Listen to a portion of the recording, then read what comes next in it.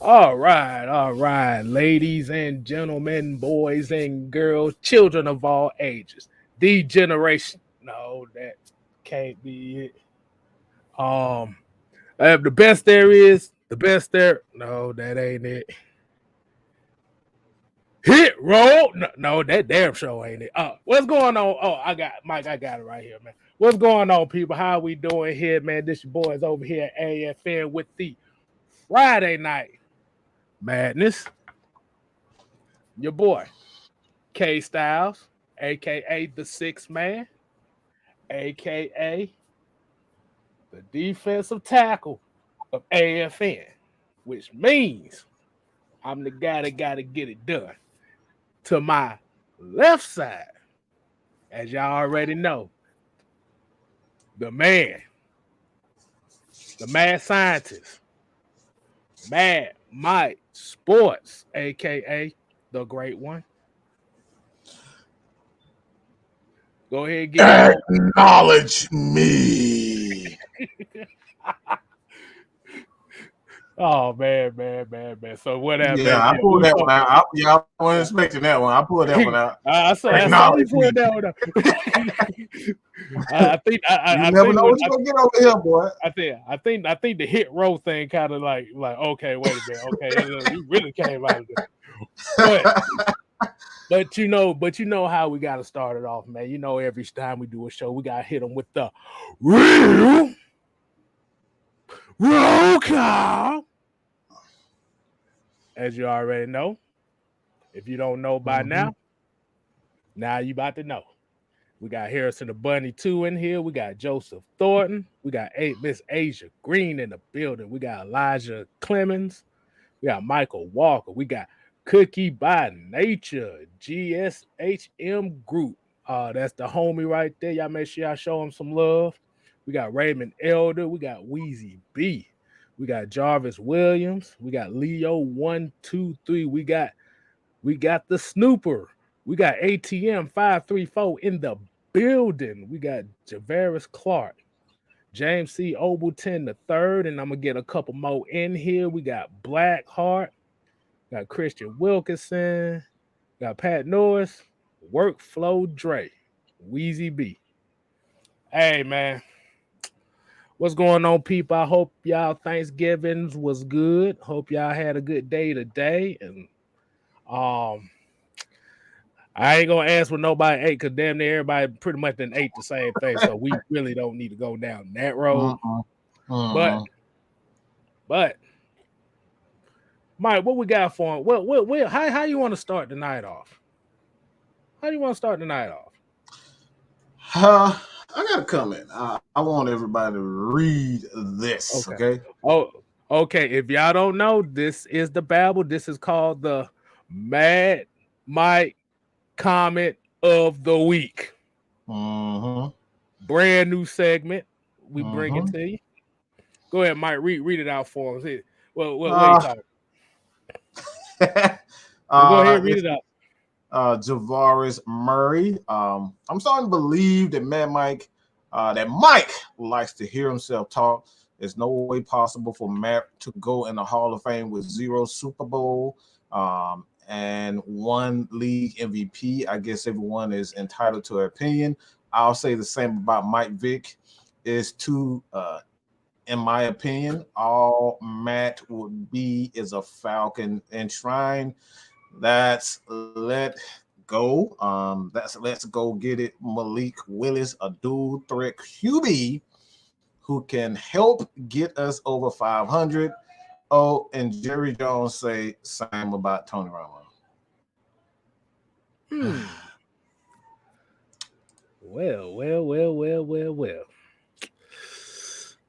Ah, man, I hope everybody got the jump stuff that video. So basically, he's saying you will never be a Hall of Famer if you don't win a Super Bowl ring. Remember, that's the whole juxtaposition of the comment. Yep. Man, Mike, go ahead. Since that comment was pertaining to you, man, how do you feel about that? How do you feel about that? My point, my thought about this is that that's a pretty narrow-minded comment because it leaves the door open for anybody, like literally any quarterback that ever won a Super Bowl, and quarterbacks who, quite frankly, in my opinion, don't deserve a ring, but they got a ring. And then you leave our Hall of Fame quarterbacks that have done, unspeakable things as far as it's like unfathomable things in the history of the game that a lot of guys with rings haven't done. So that is a really, really, really narrow-minded and just quite honestly, without just trying to be angry, that's you're entitled to your opinion, and like I said, we truly respect everyone's opinion. This is why we make these. We say anytime you put a question, a comment on each one of our videos, it can and will be used. I promise you that it will be used. All right. But if y'all want the what's put the comment. I want to ask people this though. Put in the comment which one would you prefer? Y'all want the Mad Mike version or y'all want the Mellow Mike version? You already know what they want. They want the super raw, crazy ass Mad Mike version. You know that's what they want. I just need to see two. That's all. So yep, I see some Mad Mike. You see the Mad Mike coming in here. Uh-oh. They say they don't. Blackheart say he don't want the water down. I mean, Lowski, I think you might have a crush on me or something because I've been peeping your comments for quite some time, and every time you comment, if my name just so happened to come up, I don't know why. Outside of you may have some type of man crush or something. Like it gotta be one of the two. Bro, every time we do a show, Lowski, Mad Mike. What is it, Lowski? Hey, we ain't worried about that. They won't see what your Mad Mike take is on this damn. Okay. All right, look. Let me just say it. Mad Mike version of this comment. Of course. Hell yeah, I love to hear myself talk. I mean, duh, motherfucker. I got over 3,000 damn videos, 3,000 shows. You damn right I do. So, yeah. But to answer the question, is Matt Ryan a Hall of Famer? Just stop. What are the qualifications? If Matt Ryan is not a Hall of Famer, what the fuck is a Hall of Famer? Because he got better stats than yours truly. Aaron Rodgers. Nobody wants to talk about that. Nobody wants to talk about the fact that he is number one. Okay? I am number one. Okay? He is number one. When it comes down to the fastest quarterback in the history of the game with over 65%, over 40,000 yards. All right? Over 300 touchdowns. The only quarterback that's done that is Peyton Manning. So you tell me, why is he not a Hall of Famer? That's what I want to know. Like, at some point, you got to get your head out of your asses and just say, I am a hater. Get your head out of your own asses and just say it to yourself. Repeat after me. I am a hater. I hate Matt Ryan. All right? Maybe you'll be able to see clearly if your head wasn't so far up your own asses, okay? Or better yet, your head wouldn't be so far up Michael Vick's ass, okay? So let's just keep it 100. Let's keep it 100. That's not many quarterbacks in the history of the game, including yours truly, Aaron fucking Rodgers and Tom fucking Brady. He hasn't even done what Matt Ryan has done. So let's keep it 100. And that you ain't look. That ain't nothing but the truth. Look it up. Take a picture. Screenshot that motherfucker and send it to me. I guarantee you, Tom Brady has not done what Matt Ryan has done. So let's, again, get your head out of your ass or get your head out of Michael Vick's ass. Because as a matter of fact, Matt Ryan is a Hall of Famer. Period. Point blank. And that's all I got to say about that. Oh, man. That actually sounds very, very chill for Mad Mike rant right there. But we good. It was chill. I'm getting better. Very chill. It's a little bit. They chill right now. They had a chance to get some Thanksgiving food. I had a chance to get some Thanksgiving food, and they had to come out of Michael Vick's asshole to get that side of it. But hey, look. At the end of the day, let's just stop. Yeah. Let's just stop. Get your head out of his ass.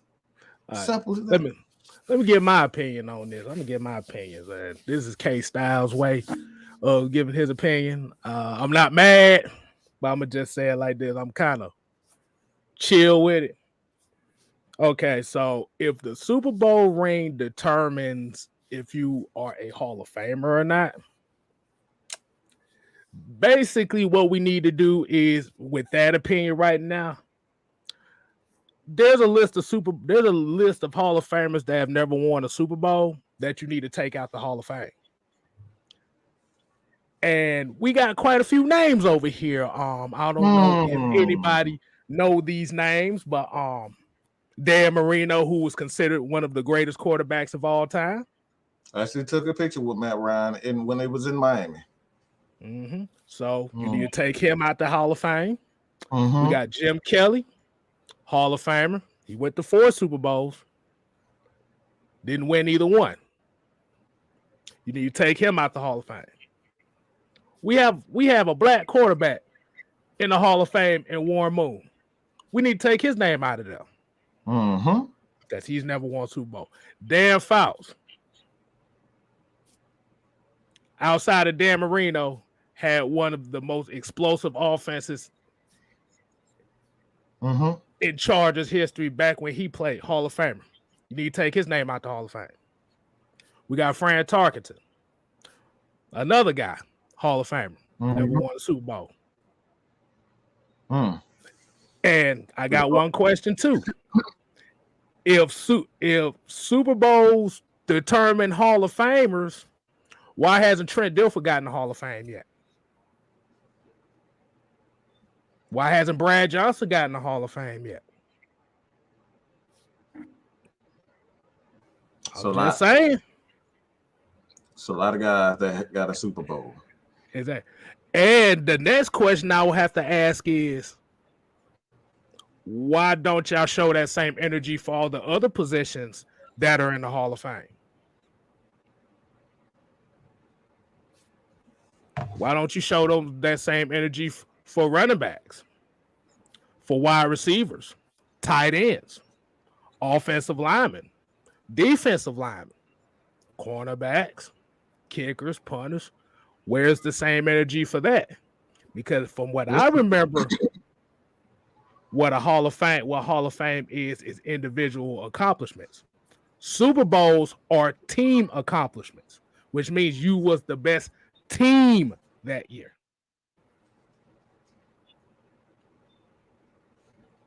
In your case, Nick Foles is going to the Hall of Fame. So, at the end of the day, as much as the idea of Matt Ryan actually being a guy that's up there in the history as far as numbers, it makes a whole lot of people sick. Every time he wins a game, these folks throw stuff at the TV every time he wins a game. They beat off with lotion when he lose a game. Mm-hmm. Oh yeah. So trust. We got the stats to prove it to you. So, like you said, if the Super Bowl thing, like I said, if the Super Bowl thing is that important of a Hall of Fame credential, then you got about 40% of the Hall of Fame that don't deserve to be in there. I'm just saying. Mm-hmm. I'm just saying. And so, this is actually kind of an extension of this question, is because I actually had a conversation about this earlier today. Mm-hmm. When you look at wide receivers, and this is actually a question that I had earlier today. Again, we had this conversation today, and I want to get everybody's opinion on this. Being that Julio Jones has, obviously, when you look at his legacy and what he is, he's put up 9,000. I think he was like the fastest receiver ever to 9,000 receiving yards, and what he's done since. You look at what Roddy White has done in his career. And I actually had this conversation, and I want to know you guys' thoughts on this. And this is my personal opinion. Again, everybody put your Julio Jones or Roddy White. When you look at the yards per average and what Julio Jones has done, average, I think he's like the only receiver to ever average over 100 yards prior to this year. He's the only receiver to ever do that. When you look at Julio Jones as in its entirety, I can actually make the argument that Roddy White is a better receiver than Julio Jones. Julio Jones, when you look at his touchdowns, he is extremely low when it comes down to wide receiver, where he ranks amongst the top wide receivers. Right now, in his first 3 years, Calvin Ridley has nearly tied Julio Jones' entire career touchdown total. So, everybody, I want to know, unbiased, because I know I already see people, I already see some comments. Mm-hmm. Let's be unbiased. Let's keep it real. Let's keep it 100. We're going to look at the numbers and what the numbers say. Roddy White did not have a lot of weaknesses. Roddy White could go deep. He could go across the middle. He was tough. And he caught touchdowns. And we know for a fact, for years, that has been a weakness of Julio Jones. He could do everything that you ask a receiver except catch a touchdown and get in the end zone. He's always had issues getting touchdown. So what are your thoughts on that, Kstylz? But before I get to that, let's get to this $4.99 super chat. Tavon Walkers with the $4.99. Appreciate. He said Terry Bradshaw got 4 rings, riding the coattails of the steel curtain.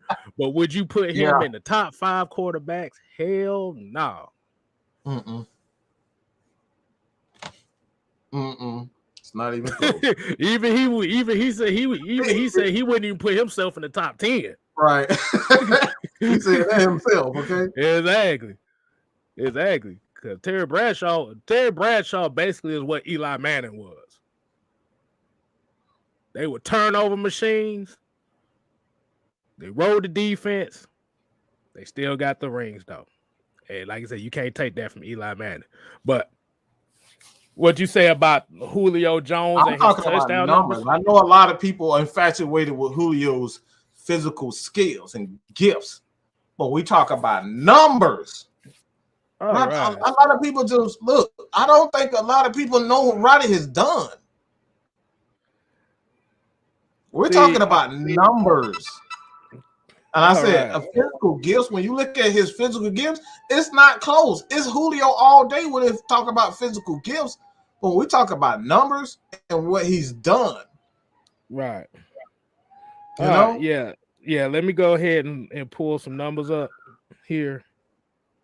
Okay. So when we look at Julio Jones' numbers, from what it says right now, he has in total 869 receptions for 13,232 yards and 60 touchdowns. So out of 141 games, he has 60 touchdowns. That phone, that thing going off right now. Let's go ahead and look at Roddy White for a second. Let's go ahead and look at Roddy White. 171 games, 808 receptions, 10,863 yards, and 63 touchdowns. So both of them really don't have the touchdown numbers as far as what you would want. But I think where the Julio thing kind of comes into is when Roddy came in the league, Roddy wasn't expected to be who Roddy was. This is what we have to kind of look at as Falcon fans. He was not expected to be Roddy White. Because the first 2 years here in Atlanta, I remember the whole city of Atlanta wanted him gone. Right, he did. But the problem was, like with Roddy, is one of the problems that Vic had down here was he was inaccurate. He had the strong arm. And like I said, Roddy dropped quite a few passes. But Roddy didn't come into his own until Vic was gone. And then now you really, and like you said, and he learned from Joe Horn. You have to remember, Julio was mentored by Roddy, so he already picked up on the game right then and there. They're two different styles of receivers, to be honest with you. So I can't really compare them because Julio is more explosive. He's more of a game breaker. Roddy was more of the possession type receiver. So you had two different dynamics. But as far as the numbers, both of their touchdown numbers is low. What does that say? Does that say that they can't get in the end zone? Or does that say that Matt Ryan was not trying to force them the ball so much to where now he's throwing a whole bunch of interceptions? Like these are kind of like things that I've talked about for a little while and stuff. But when we look at Julio and being at the fastest receiver, see, the reason why we look at Julio as more esteemed is because he shot up real quick from the get-go. Yeah, but 60 touchdowns, I think they said he ranked, I think they said out of all-time greats, I think they said he ranked like 89th. Who's that? In touchdowns, Julio Jones. Yeah. Julio Jones. He ranked like 89th out of the all-time greats as far as touchdowns. I think they said Calvin Johnson got more touchdowns. I think Calvin Johnson got like 85 touchdowns. So, and we got a $5 super chat here from Blackhawk. He said, not throwing shade. Holla, holla, holla. He said, but what good is a Lambo if it's always in the garage? Ooh. Yeah. That's another thing. Yeah. After that 2015 season, he, like I said, you started seeing him playing 2 plays and then stepping off. He never recovered. So, yeah. That's all I gotta say on that. Yeah, that's that's it was pretty even though for the most part. I think it was pretty even as far as the voting is concerned. Like it's obviously two of the greatest. I easily Roddy would have had 10 at least.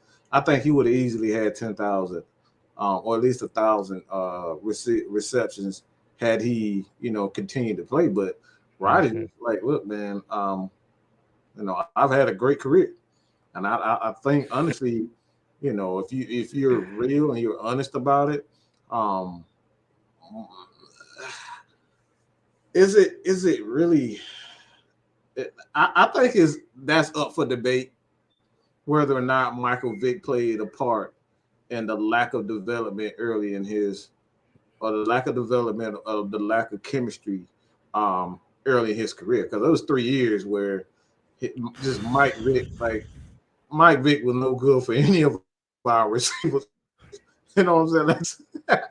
He was no good for any of our receivers. So did Michael Vick? My bad. I just want to say this. And remember, in Atlanta, Michael Vick was a career 53% passer. Well, 54, I think about 54 or 55. So I'm just gonna throw that out there. Go ahead, Mike. Yeah, so that's we got a lot of questions today. I've just been doing a lot of thinking. Man. You sit down, you eating, boy, everything comes exactly. Everything comes out of mind. So that's my thing. That Michael Vick really hindered Roddy White from becoming one of the greatest receivers of all time. Because, like I said, we can easily say early in his career, we know Vick was not accurate. He did not have any touch on the ball. And then when Matt Ryan came, all of that. Not even when Matt Ryan came. When he was playing with Joey Harrington, those guys. He had the three heads of sun. He was putting up numbers. He was a 1,000-yard receiver before Matt even got here. That's what people don't realize with Roddy. He was already a 1,000-yard receiver before Matt Ryan got here. Yep. So did he really did the lack of a quarterback early in Roddy White's career hinder him from becoming one of the greatest wide receivers of all time? Me personally, like I said, there's nothing Roddy can't do. I've never seen Roddy can do everything. He was a guy that got in the end zone. He was a guy who can go deep. He was a guy who can go across the middle. He was everything that you want in a receiver. So, like, that's another question. Like, did he really, hinder him from becoming one of the greatest statistically? Right. Yeah, because that 2007 season, Roddy White had 83 receptions for 1,202 yards and 6 touchdowns. When he played with Michael Vick, he had 952 yards and 3 touchdowns in 2 years. Wow. That's eesh. Yeah, because that 2007 season, he had the like I said, I call it the three circles of suck at the time. Throwing him the ball. But yeah, like Chapman said here, he said, what good are you if you're not on the field, especially on third downs? And I used to get a whole lot of conversations about this, about with Julio. He's great. Like and the fact that we used to go to bat for it, like they always said, with Julio, like between the 20s, he was always good. But when that red zone came, it was like he didn't get in there.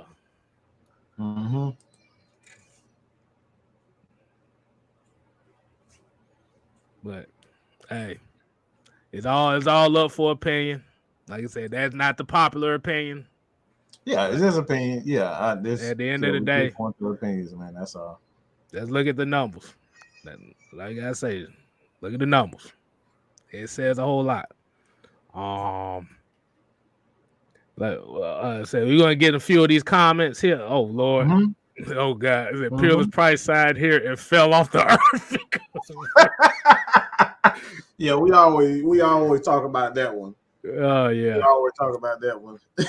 Yeah. Yeah, like I said, Peerless Price was a number 2. So, like I said, it was just one of those things where the situation the situation was basically okay. We expect him to be the number 1 because of the numbers he put in Buffalo. But the problem was you didn't have a quarterback that was improving as a quarterback. You like he was like after that 2002 season, his passing numbers started going down, but his rushing numbers was going up. So you had to look at that. Peerless Price didn't make himself no better neither, but like I said, all that played a part in it.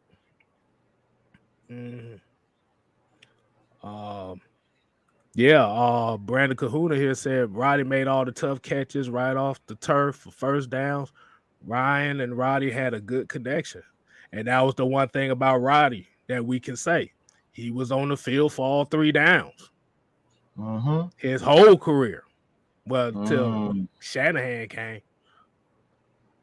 But Roddy could have easily been a good slot receiver, but Shanahan shit didn't.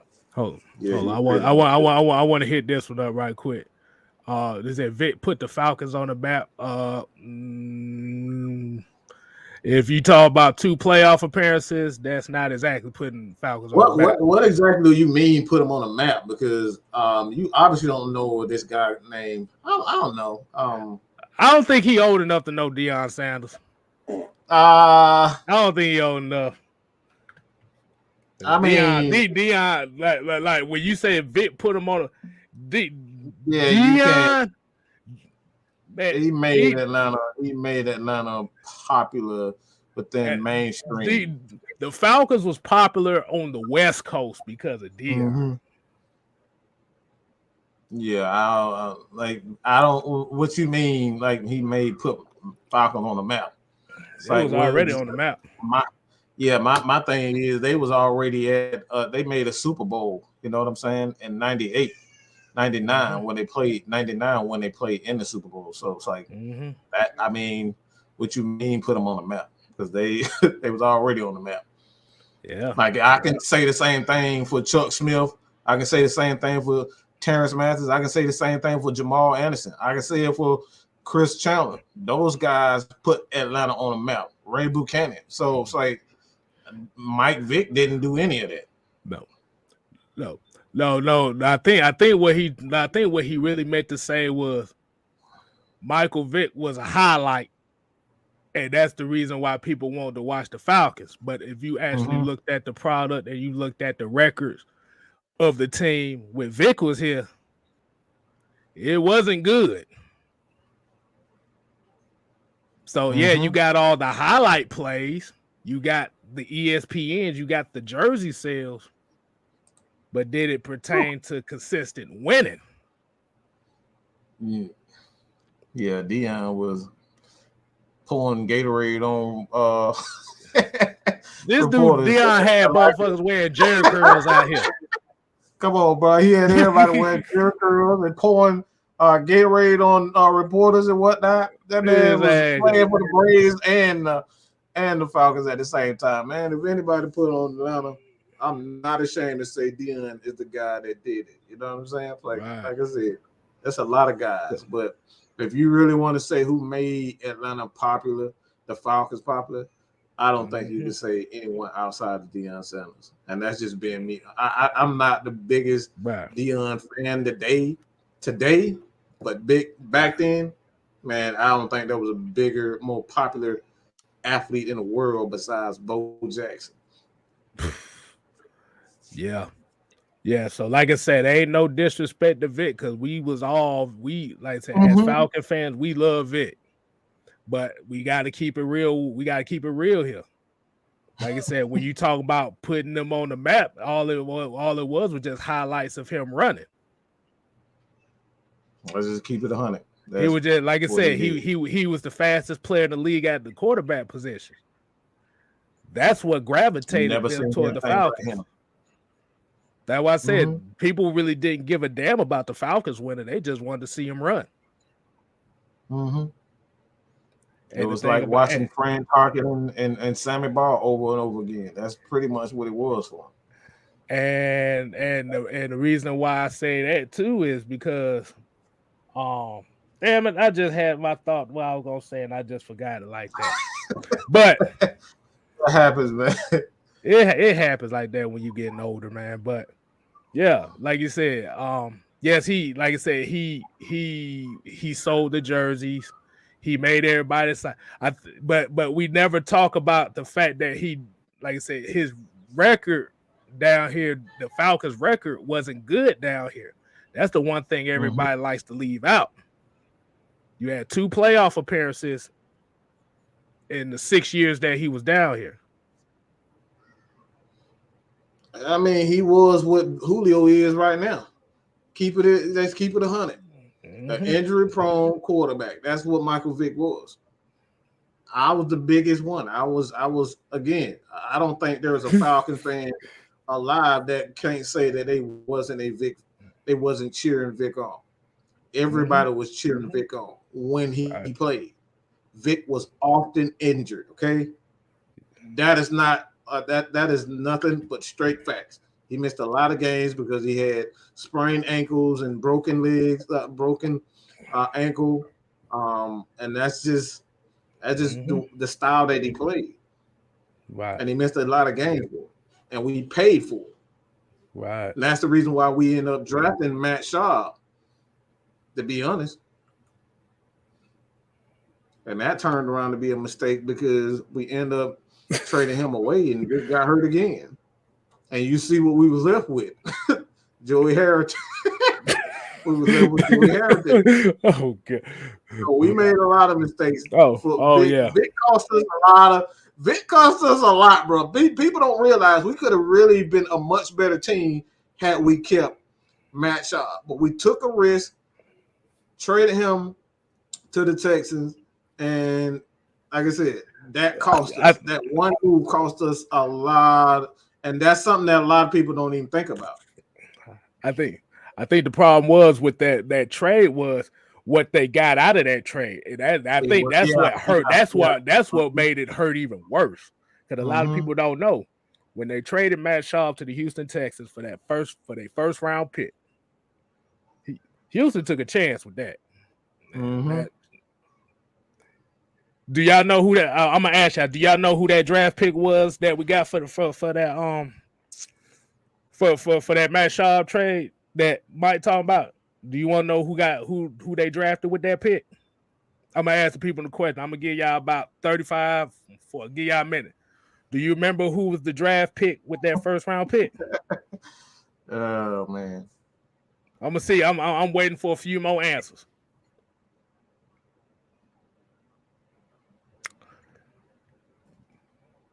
Okay. We got a couple in here. I'm waiting. Get a couple more answers. Well, I'm gonna say it like this: that first round pick was Jamal Anderson, defensive end. Woo boy! Ooh boy! Eesh. Yeah. Yeah, that's all that need to be said right there. Jamal Anderson, yo. Jamal Anderson. Woo, boy. Not Patrick Willis. Jamal Anderson. Yeah. Didn't we get Jamal? Was it 08 or 09? No, Jamal was in 07. That was the 07. 07? That was 07. I thought it was 08 for some reason. 08 was Matt Ryan and Sam Baker. Yeah. You're right. Wow. Woo. My goodness. And Jamal Anderson played for the Falcons for 2 seasons. Was it 2 or 3 seasons? It was like 2 seasons. It may have been 2 because he was for about 3 seasons. No sacks, no tackles for losses. Yeah. Decisions like that. Because he had 1 good year at Arkansas and he played defensive end for 1 season. This is why I say you don't take chances like that. But Gene Batten with the 499. Thank you, Gene. Appreciate you, bro. Holla said, let's keep it 100. Like my man Mike said, Vic was the best athlete on the field, but average to a little below average quarterback. I mean, when you completing 54% of your passes, that's Tim Tebow level. Okay, just put that in perspective. That's Tim Tebow, and Tim Tebow is out of the league. Right. So if it wasn't for Mike's athleticism, he would have been out of the league. Right. That's and like I said, that because it was almost getting to a point where like we was gonna have a rotation of coaches because they was trying to find a coach that was gonna help him improve as a quarterback because he wasn't improving. He wasn't listening. He wasn't listening to anything that Greg Knapp had to talk about. And Greg Knapp has coached some of the greatest in San Francisco, in Houston under Kubiak. So he's coached some of the greatest quarterbacks of all time. And Mike wasn't trying to hear nothing he had to say. So Greg Knapp, a lot of people need to give him and rest in peace, but he deserves his flowers because he was the architect of that DVD offense. That's what a lot of people know. People don't know that. A lot of people don't give him the credit that he deserves as an offensive coordinator. He is the architect of that offense. He designed that offense for Dan Reeves. So again, he deserves a lot of credit, bro. Yeah, I like this comment right here. Michael Vick is the reason safeties are now the new linebackers. Yeah, that Tampa Bay, that Tampa Bay defense had nothing but say. Derrick Brooks was a damn safety. I don't care what nobody says. And rest in peace to Greg Knapp too, by the way. But yes, sir. Boy, Tampa Bay. I'm gonna tell you something. Tampa Bay and Philadelphia used to give Atlanta hell. They had the speed. They had the speed to keep up with him. So he couldn't cut those corners like he could. Right. That's why y'all have to kind of look that you have to look at that. Because you have to remember at that time, the average linebackers was not that fast. Average linebacker was like 250, 260. They were built to stop the run because it was a running league. And Michael Vick had the speed to outrun everybody. But the thing about that Tampa defense, they had speed everywhere. And Simeon Rice used to shit. Whatchamacallit, boy, Rondé Barber used to tear his head off. And the thing is, protect yourself. Right. But at the end of the day, like I said, you can have all the athleticism, but eventually you're going to have to improve as a quarterback to have longevity. That's why Russell Wilson stopped running as much. I mean, you still see him run here now and then, but you don't see him run like he used to his first 2-3 years in the league. He just runs away and so he can buy time. Right. And like I said, Lamar Jackson, like I said, he's getting hit a lot right now. He's gonna have to calm down a lot. If you want to continue to get past 10 years and his career as a quarterback, he's gonna have to calm down. Oh, Weezy B said Urlacher and Briggs was eating that ass up. Yes.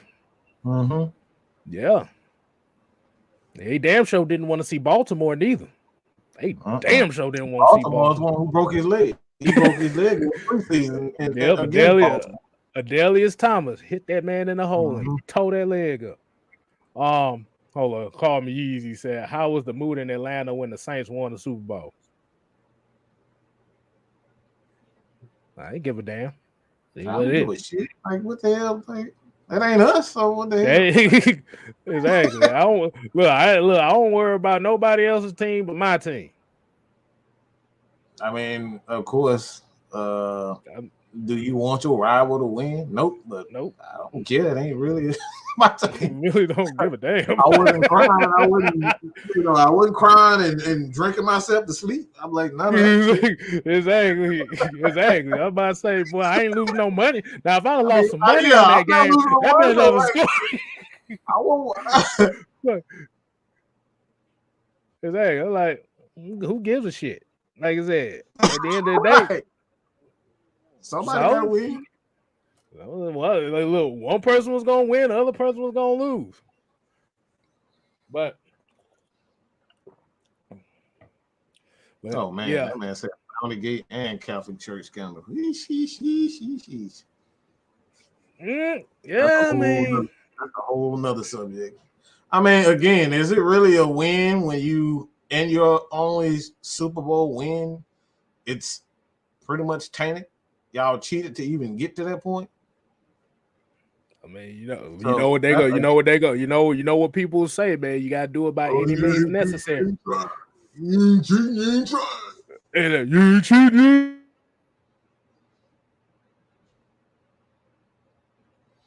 Okay, so Trevor Simeon. No.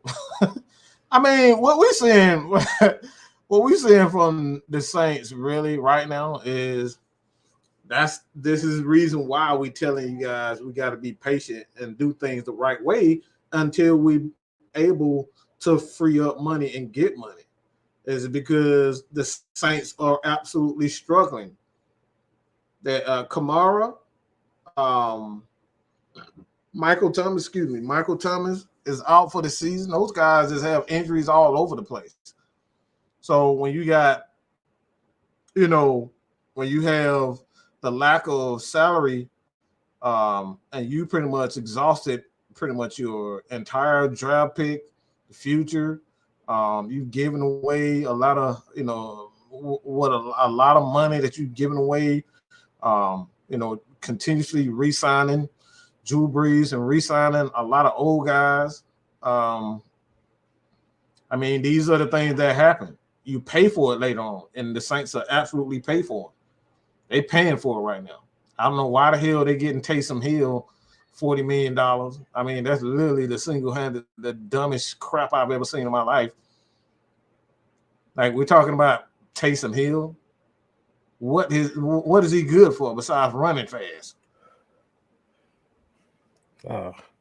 So they paying for it right now. And this is why, Falcons fan, I know it's not pretty right now. I know it's not popular to not sign guys and not to spend money and re-sign guys. You got to make sure that you re-sign the right guy, because if you do what the Falcons did and re-sign guys like Mohamed Sanu, when Mohamed Sanu wasn't giving you anything special, he was just a popular guy.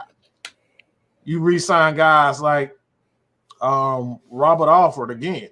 It wasn't anything he was giving us, unique. Anybody could have gave us that, that amount of penalties and been an interception guy. I mean, we've had that before. I don't know how many times we had some sorry-ass safeties, some sorry-ass corners. They give up a ton of freaking yards, but they got either big hits, a la Dante Robinson, occasional interception. But we've had that before. You don't re-sign guys to those types of contracts for $40 million. That's what's going on with the Saints. They re-sign the guys that you can pretty much get in the draft, or you can go in free agency. What they did with Davis. I don't know why I want to call him Dominic Davis. Whatever. That's the old Falcon quarterback. Y'all remember him? God, I remember that. I remember him. But that's what they doing. Like you can get guys to do, the fundamental things of football, and I think that's what took the Saints down. They were paying guys that you can get in the draft. Like, you can literally draft guys just to do fundamental things. That's pretty much what we talk about with Jordan Davis with the Bulldogs right now. The reason why he's so high on the Falcons board is because we already got a pass rusher in Grady Jarrett. You put a guy who can do do what Jordan Davis do next side to Grady Jarrett, bro. Like that again, that right there would set that damn defense on a whole nother level. Yeah, man. I know we kind of dilly dabbled off on these random ass times, but you know what we do.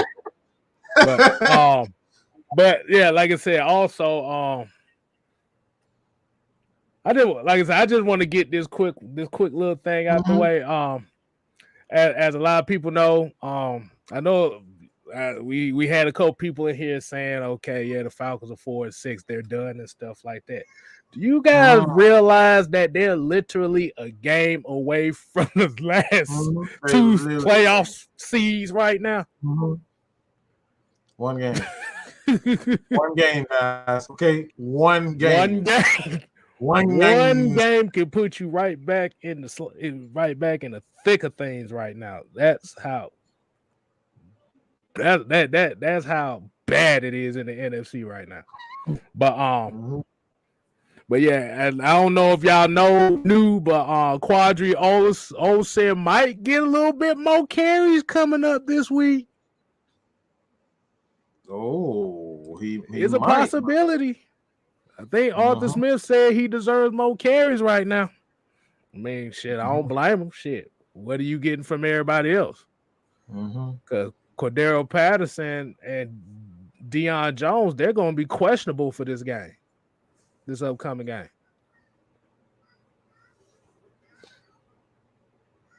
And if it's a no-go, man, I think they said something. He and someone else. I think they. Had, oh yeah, I forgot. Quadri Olsen. My bad. I forgot Quadri Olsen was sick. I forgot he was sick. God damn it. But have my damn hopes up high. But he still might. No, I still think he's going to get his time. I think this is. I honestly think this is Mike Davis' last chance to step up and do something, because when you got your offensive coordinator saying that you pressing, they're just buying time to try to give some confidence. Let's keep it real. Right. Oh, he's just pressing. Look, It's week 12. All right. Motherfucker, ain't no more pressing. Okay, your ass either suck or you fucking suck. It ain't none of that. Yeah, I don't know how many weeks you can press. Yeah, look, I'm about to say at this point right now, I'd rather see Keith Smith run the ball. I'm good. Look, I'm right there with you. I would much rather see, because at least I know he can give you 3 yards. I know he can do that. We'll be looking like the Tampa Bay Bucks saying Mike All-Star run. I'm cool with that. Exactly. In a fullback run, I'm good. Hey, I'm fine, bro. Because the way he was running like I want to see my running backs run, go north and south. Right. That's all I want to see you do. Like I said, if you get 3 yards in the cloud of dust, that's fine, as long as your ass is going north, right, south. Matt Ryan can do. They can give you 7 yards and get you a first down. That's good. You just get 3. Matt get the 7. That's an efficient offense. That's cool, bro. Yeah, but exactly. We can't be getting 1 yard on first down, bro. Like, come on. That's what we've been averaging. 1 yard on first down every play. Could think about it like this: 2nd and 6, 2nd and 7 sounds a whole lot better than 2nd and 10.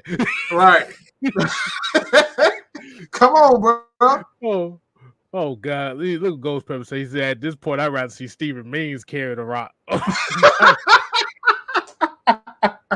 Hey man, look. I would rather see Felipe come in there and be the halfback. I'm tired of saying Mike. I'm tired of it, bro. I'm tired of seeing 1 yard run or you getting stuff behind the line. Like, it's not a good sign when your offensive coordinator say, "Oh, I think he's a good back, but he's pressing." Yeah. Oh yeah. And Triple G, yeah. I think it's Fox Sports. Somebody need to get their ass whooped for this. Somebody, hey, look, somebody didn't do their homework. Somebody didn't do their homework. Right. I don't know what that was about. I said, what the hell? Cause I had to, cause even I was like, cause I didn't know for sure, but I was just egging Mike on the last show just to see. Okay, I did what he like. Ain't no way. Ain't no way.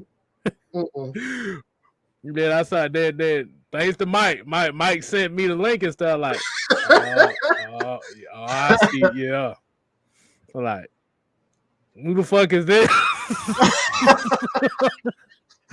Oh man, yeah, I don't even know how they even got that mixed up. I don't know. I'm like, bruh, really? I'm like, really? They don't even play the same position. How you get it mixed up? I guess they just got two black guys. They did two black guys. It all the same. oh yeah, they both play for Georgia. Okay. I was like, damn, Jordan Davis, the tight end, ain't played for Georgia since 2018. How the hell is that? We got Utah Sports in the chat. Y'all make sure y'all show him some love. What's going on, Juju? Got a question here. Do we draft a running back in next year's draft? I'll kind of have to agree with Ju, and this is kind of like one of Ju's talking points. At this point right now, you just draft a running back every year just to find out what the hell you're going to get. It don't have to be first round. It don't have to be second round, but just draft a running back because you can get you a gem in any round. All he got to do is run north and south. Yeah, I'm drafting in the third round and below, unless that guy's special. Third round and below, I'm getting that guy got to be special. And I ain't drafting no running back in the top 10 either. No. He better be Adrian Peterson. God, bro, you just read my mind too. You just read my mind. Oh, that's the right here. We right here. Boy. We were thinking like, well, it better be Adrian Peterson, boy. I'm telling you. I don't want look. I don't want no Saquon Barkley's. I want. No, I want some Adrian Petersons, boy. You got that right. Said price is 6'2", 215. Hey, he like that's good. That's Adrian Peterson size right there. That's Adrian James type of running back right there. Something like that. Mm-hmm. We don't need to get no scat backs. We don't need the Saquon Barkleys who will get a big 80-yard run and the rest of his runs is 1 or 2 yards. No, we don't need that. I want my guy consistently 4 to 5 yards a carry.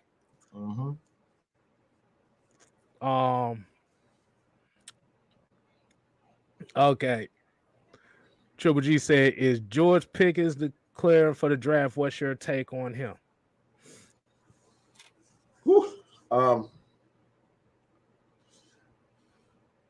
I would take my chances with him in the second round, just based on his ability to go get the ball. I don't think he'll be the same athlete as far as his speed is concerned, but one thing that I like most about George Pickens is that he goes and get the ball.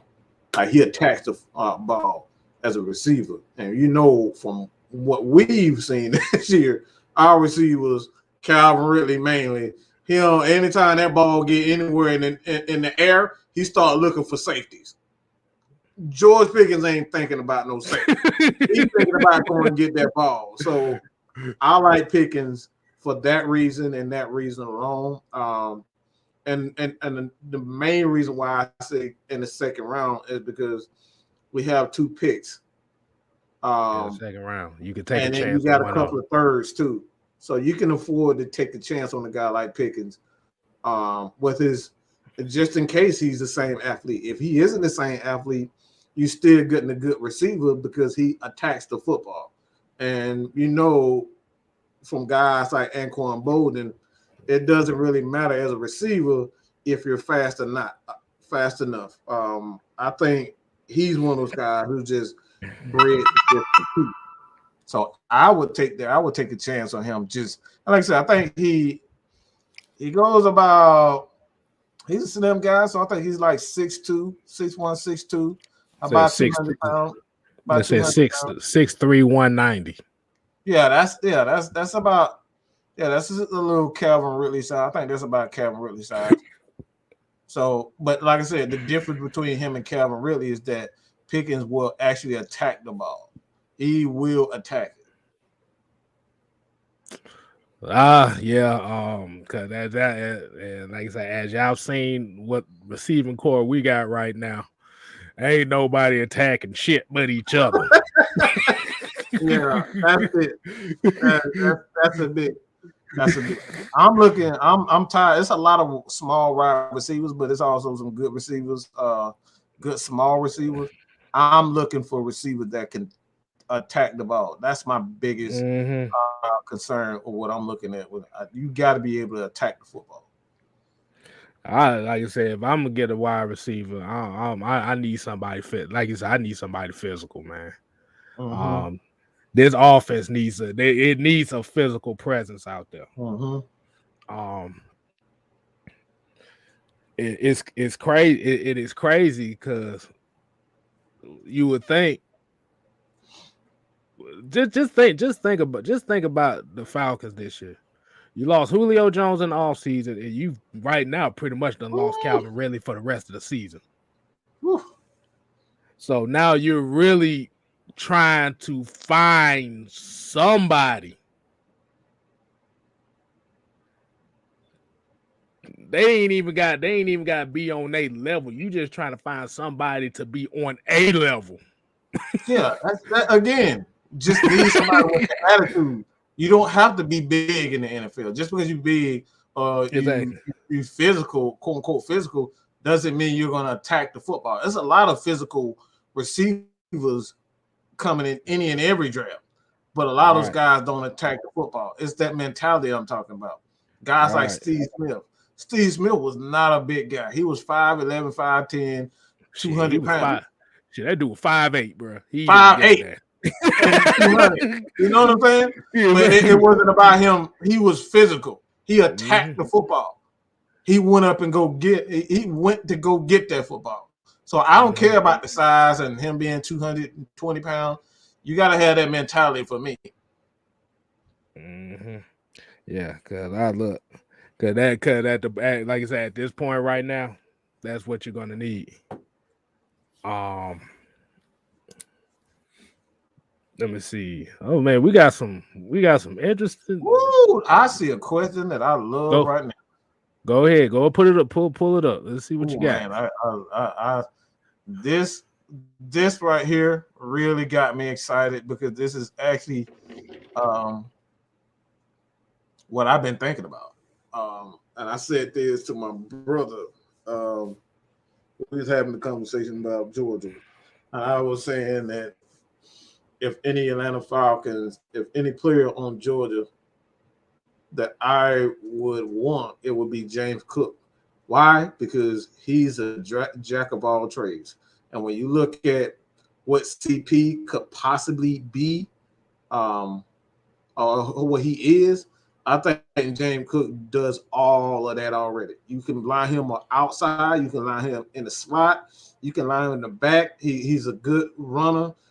In Georgia, he runs the ball up the middle, so he's capable of being physical. He's not a guy that fumbles the ball. He's smart.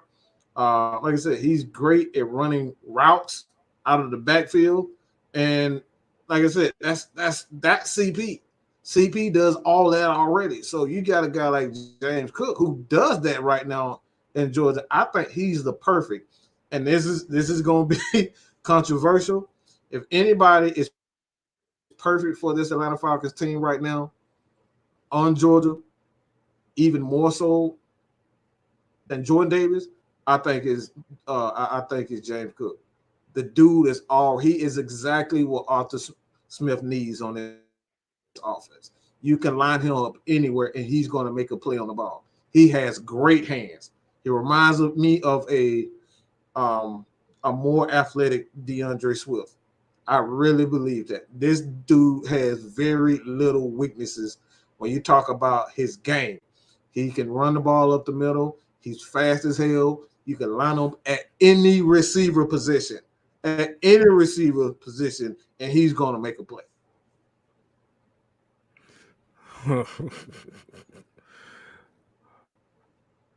I will answer this right here. Yeah. I think we both might just need to make a video on this about Isaiah Yeah, I'm Spiller. gonna make a video on that. I'll do something. I'll do something about that. I might end up like I said, y'all give me some college prospects. I'll start doing those again. I think when I started doing those, actually, those were some of my first videos. Was actually doing like thoughts on college prospects. Yeah, I've already done Malik Willis. So you got, like I said, man, y'all leave the comments. I'm about to say, y'all can leave them to me too. Shoot, like I said, I'll do them. Hell, hey, Isaiah Spiller, you just gave me a good idea right there. I'm gonna go ahead and write that down, Isaiah Spiller. So, Ghost Peppers, you gonna get a shout out for that one from me. So. Jarvis Williams said, do you think if we'd have put Magic City at the Ben Stadium, would the Falcons play better? I'm just asking for a friend. I think if you want the Falcons to play better, had them on the road for the rest of the season. I'm on the road. I'm on the road for the rest of the season because hell, they play at the Benz is already a road game as it is. Right. I don't think Magic City gonna do anything for them. I mean, they see that every day anyway. They every week. I'm positive that somebody from the Falcons at Magic City all the time anyway. Exactly. Had a lemon pepper loose special. Now, if you're talking about somebody like Tiana Trump, then I guarantee that they'll probably start acting. They'll probably do something. They'll probably act. They'll probably act good then. No. Don't throw her in there. No. Boy, they playing ain't even gonna show up to the game, boy. She gonna drain them players before the game, boy. You better stop. Oh boy. Oh my goodness. That man said he gonna drain them. She gonna drain them before the game start. they ain't gonna be. They already no good now. Can you imagine what that would be? What we looking? They gonna be playing like the man players on zero. Everything on zero. They be like, hey, look. I don't know if y'all remember it. If y'all remember NFL Game Day '98, the way that they run,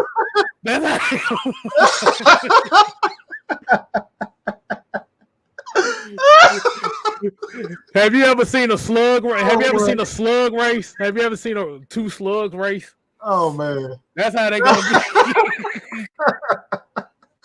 Boy, Matt Ryan, Matt, they gonna have to take Matt Ryan out on a stretcher if she get a hold of him. Oh my God, boy. Oh man. Ooh, don't let Brittany Renner get a hold of them neither. Whoa, boy. Don't let her. Exactly. That's another one. Oh, yeah, exactly. Oh man, but y'all need to shut that. I don't know how we always get up in these. Hey man.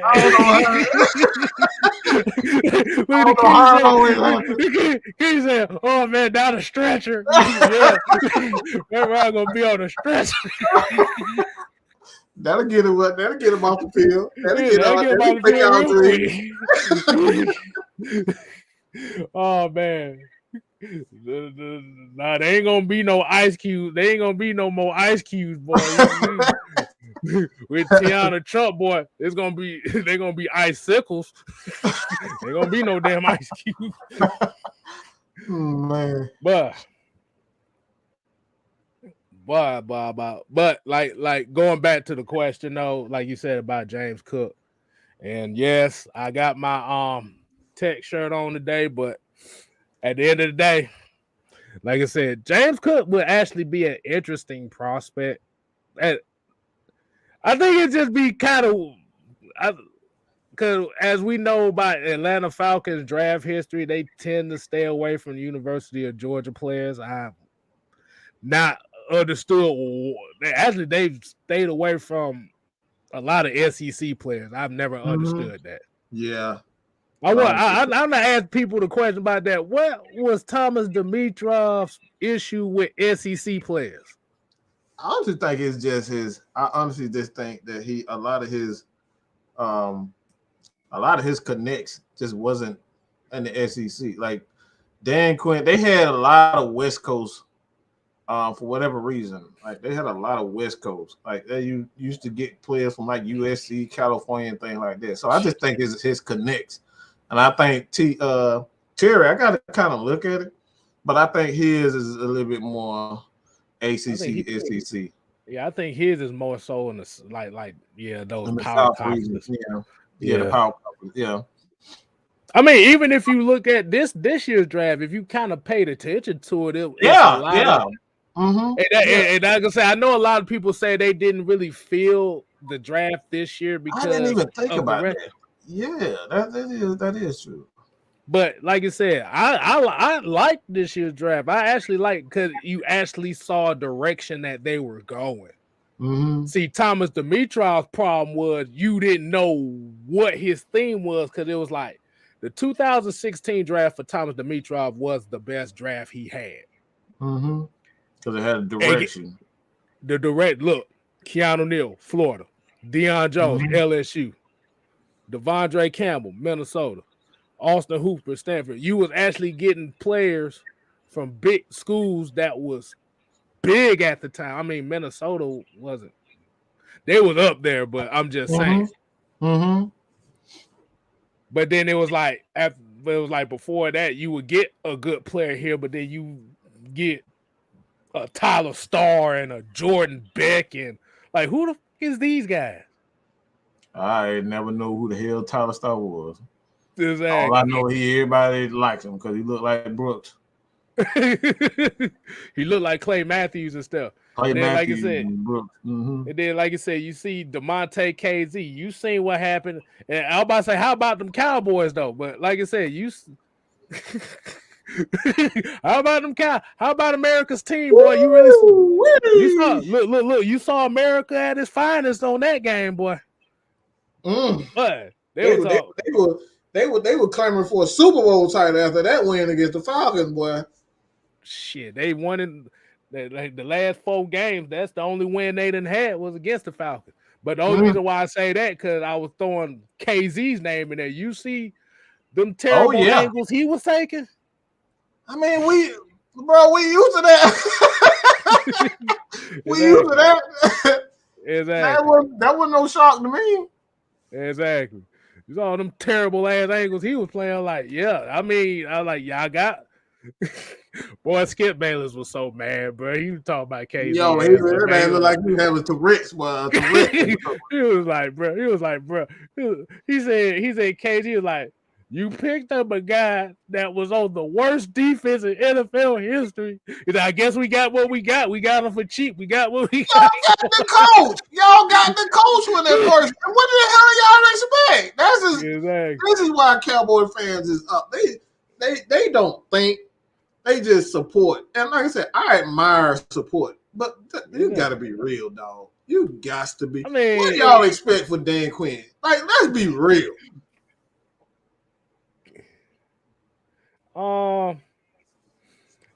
Josh Gillum here said we dropped the ball on Richie Grant. Could have had Javon Holland or Creed Humphrey. Minnesota. I mean, Miami actually picked Javon Holland before the Falcons got to him, so you can't say they dropped the ball on that one. They playing in a much simpler defense. He's able to play man in that defense. Yeah, they because if you watch how they use him down there, he's basically just they're using him as like another linebacker. Mm-hmm. They're using him like they're using Jamal Adams. So Richie Grant plays in that slot, and I told y'all in this NFL that slot position has become a prime position because you got to be able to not only play man zone, you got to be able to tackle well, and you got to have great ball skills. So you can't put no chump in that middle. So it's gonna take him time, like it did Isaiah. Well, Isaiah Oliver was already a guy that was experienced. So he just fit right in that position. Wow. That's why he was so good, because he already had those skills. Right now, Richie Grant is just going through, he's just going through the speed and just trying to figure out like what's the speed, the angles that he got to take, because a lot of his issues this year, where he's made mistakes, is because his angles. The angles in NFL, Kstylz say this all the time. The angles in the league is what makes and break you. You got, as soon as you learn the angles of the NFL, that's how you end up being a great pass rusher, a great linebacker, a great corner, a great safety. You gotta learn the angles. Like I said, and look, well. Look like somebody is dropping in on us, and SpaghettiOs. Let me go ahead and bring him in. What's going on, y'all? It is Erica Badu's.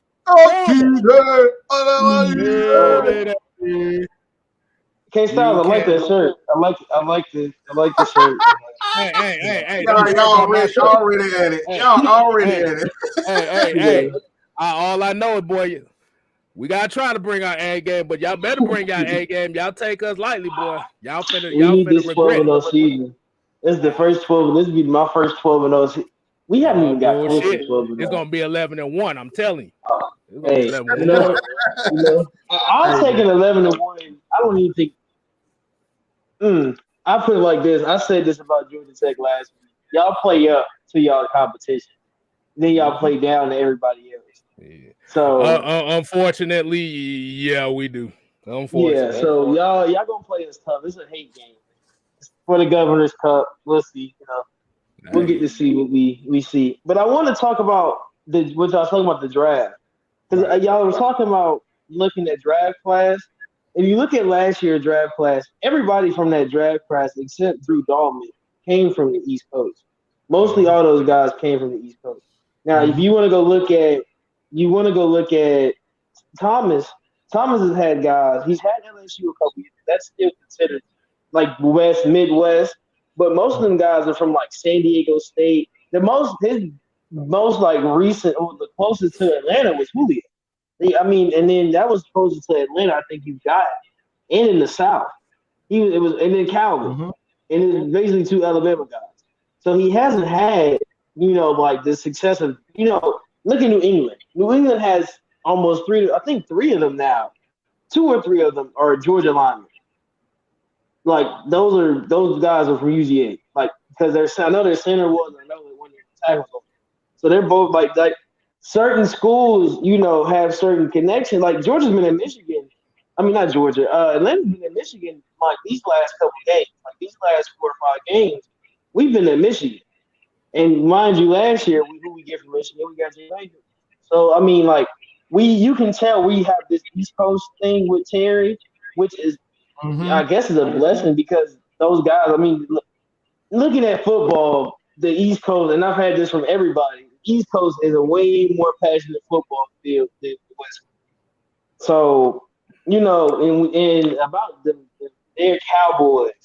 How about them Cowboys blowing at the Derek Carr? It looked good on my fantasy. It looked good on my fantasy team. I tell you that, I should have got Derek Carr. I didn't know he was gonna go for 300 yards in the game. Should have known it was versus Dan Quinn defense. You should have known that, man. You should have known Dan Quinn defense. But no, I think about my uncle is a Dallas Cowboys fan. Diehard Dallas Cowboys fan. I mean, Cowboys fans. He wear Cowboy stuff every day. I ain't never seen him wear nothing else. He wear a Cowboys hat every day. Like he got a bucket hat or normal, some type of Cowboys hat is gonna be worn throughout the day. So to see first off Trufant for Oakland had a good series. I'm not surprised. Yeah, he's a good damn corner. He's a good corner. He's a good corner. He playing the wrong shitty damn defense. That's all. These stupid coaches. And then to see Keanu, Keanu be Keanu. To see them guys that been here for years, they really are. It's then like you can't. And I told him that. I've been telling Cowboys fans, you're gonna get Dan Quinn one day. you had a good stretch of games in the beginning, but you were going to get Dan Quinn one day. And these last 4 games, you got one good game versus the Falcons. The rest of them, you have been bad. Really and truly. Like, you have been bad. And you've seen the Dan Quinn effect. Your offense can't save you. Dak couldn't save you last night. And Dak tried his hardest. Dak couldn't save you. Mike McCarthy couldn't save you. Your defense failed. Really flopped on you. And you should have known that was going to happen. But like they said, if you score almost 33 points, 9 times out of 10, that's a victory right there. Look If at, your I mean, look defense what just Matt makes does. Look at a what couple Matt does. stops. Look what's been happening to Matt for years. Exactly. We put up 40 versus Dallas last year. So it lost. I mean, but like, I mean, like it's stuff like that. You just have to realize their defense. This is my thing about and the Falcons fans. It's not all of y'all. Y'all know y'all here. Y'all listen. Some of y'all know. Defense wins, as people like to say. Defense wins championships. Right? That's the mantra. That's the motive. But it's not even about that. Defense helps you win games. You need both sides of the ball. But defense is what's going to win you a game. Let's be honest. Because you can score. We gave up 13 points. That should versus the Patriots. That should have been a win. Now the ending when we threw them pick sixes, that's when it got ugly. But the defense really only gave up 13 points. That should have been a win. That's a great defensive game. You only gave up not even 2 touchdowns, a touchdown and 2 field goals. That's a great game. So you have to realize everything has to work hand in hand.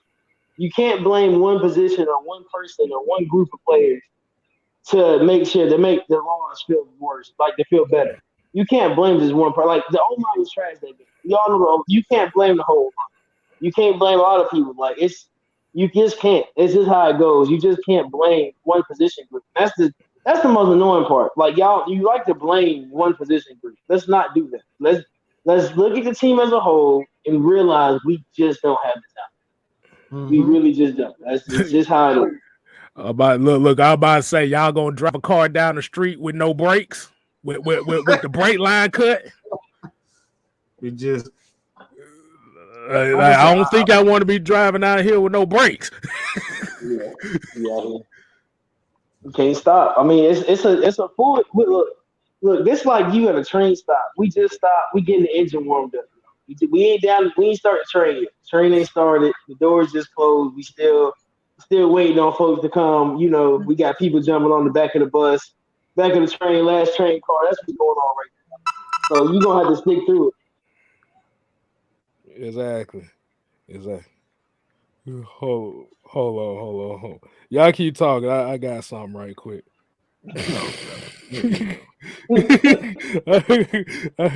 I got some. Hold on. Yes, let's get in there real quick. Oh yeah, I saw that. I don't know if he'll be out, but I don't think we'll miss.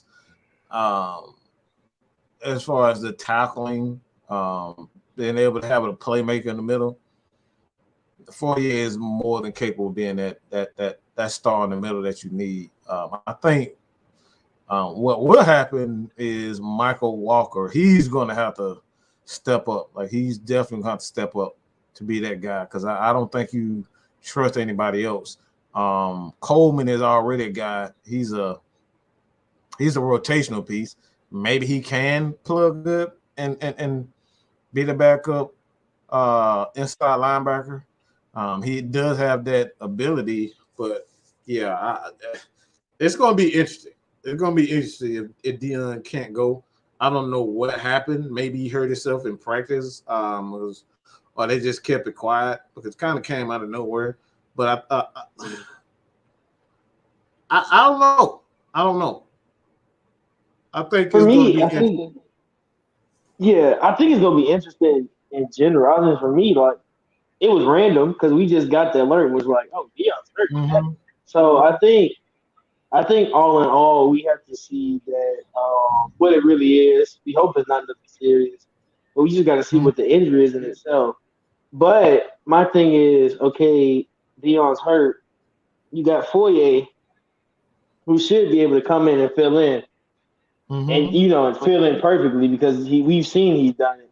But I think we really need to look at, is Michael Walker going to come in? Is that number 2 if Dion doesn't go?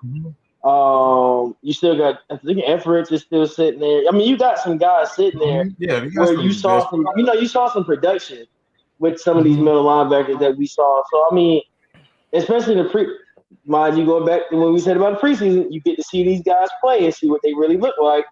So you get to see what some of these guys are going to look like, especially if Dion doesn't go.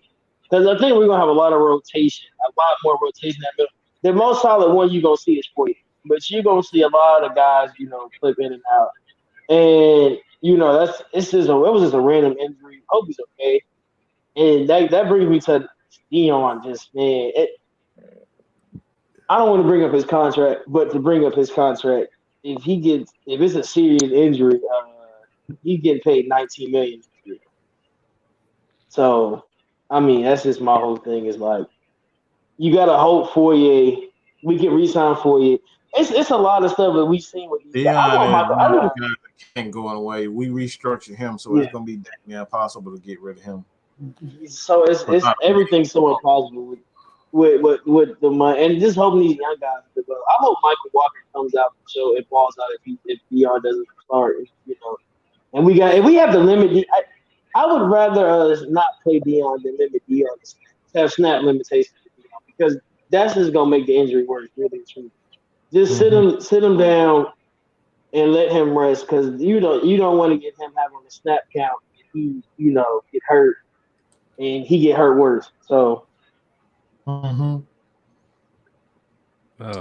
Cliff said why some people think that Smith not playing the starters during the preseason reason why we playing like this now. To make up an excuse. Because a lot of people just feel as though that we're a better team than what we actually are, and we're just not that team. We don't have the depth. We talked about this last week.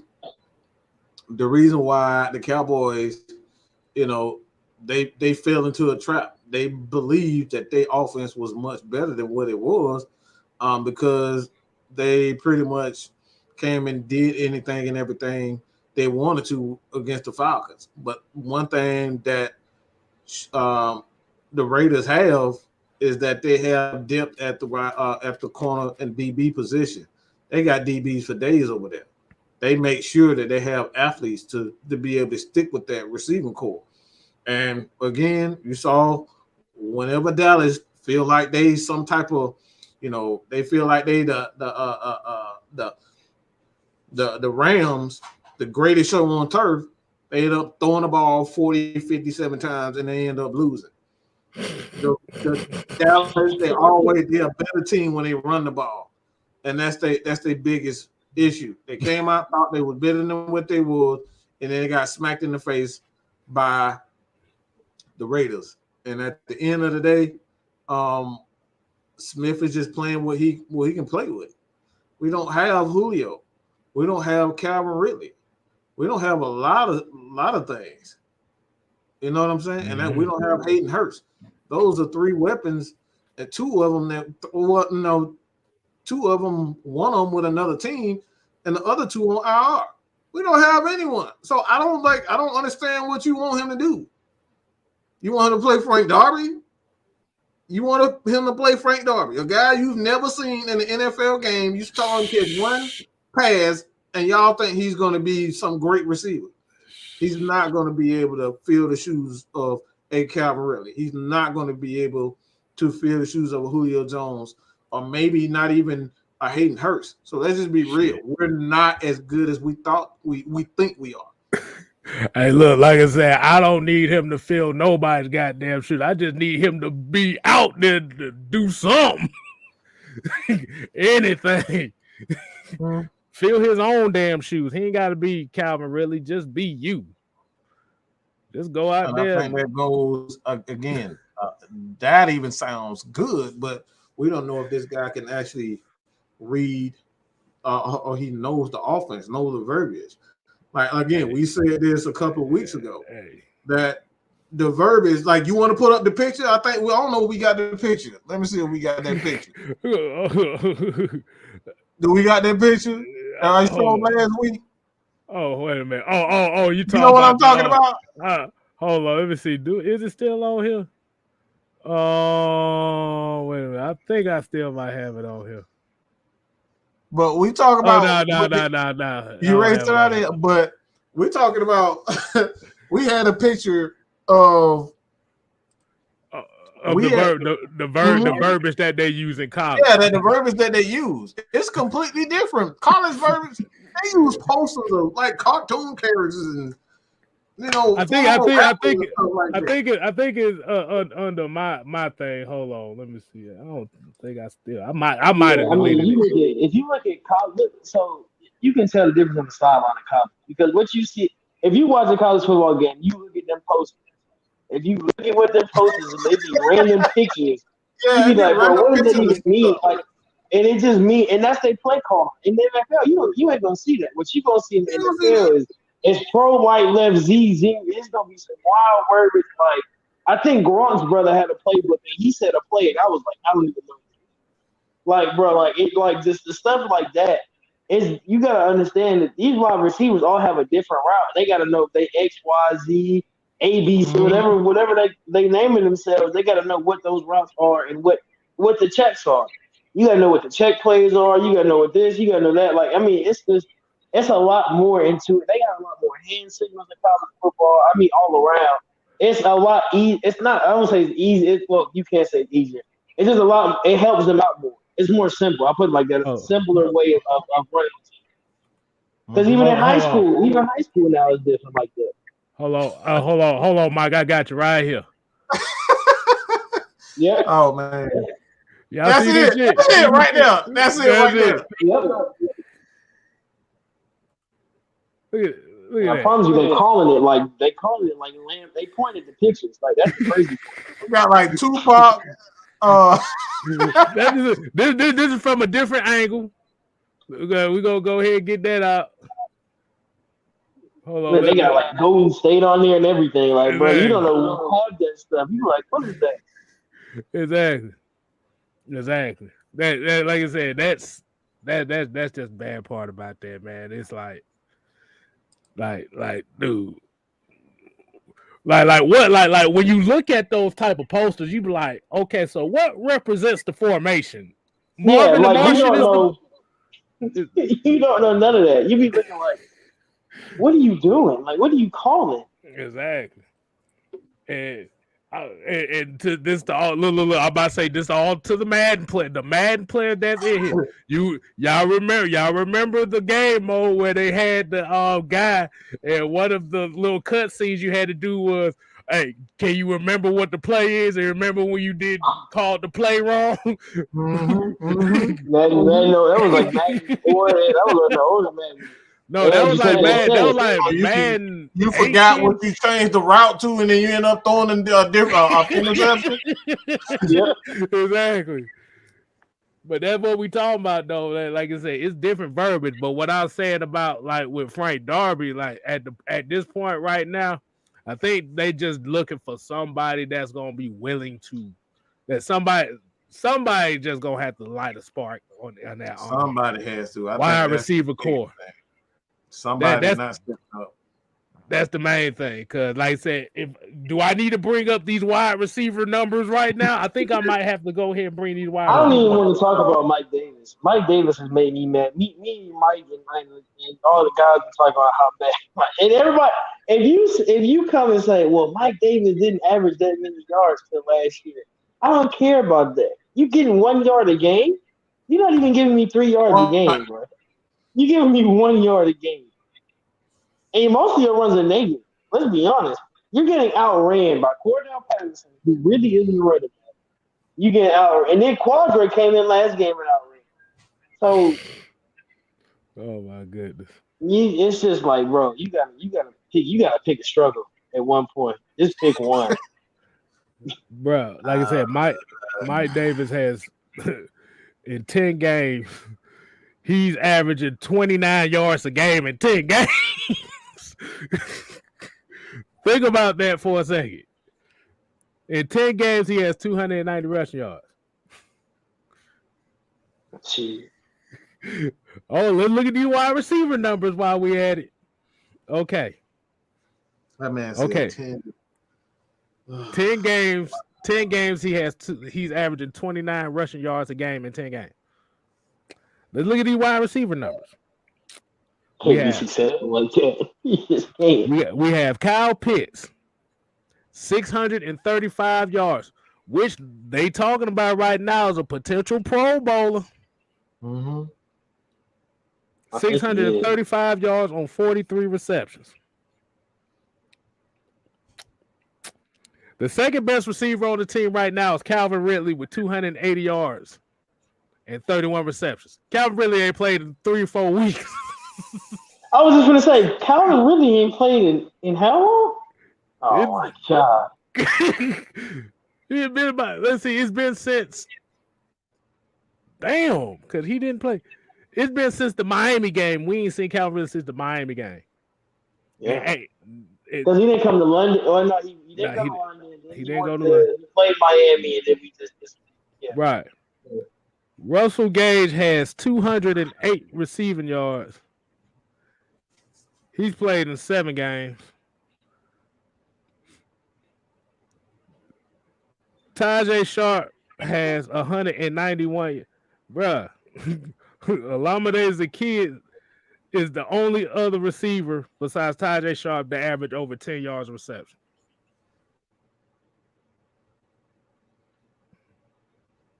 I don't even want to speak on it. It's just the fact that people. It's just the fact that people try to say we have talent. I'm just like, bro. We just don't have the talent. It's really Kyle Pitts is the most talented receiver we have on this team. He's not even really a receiver.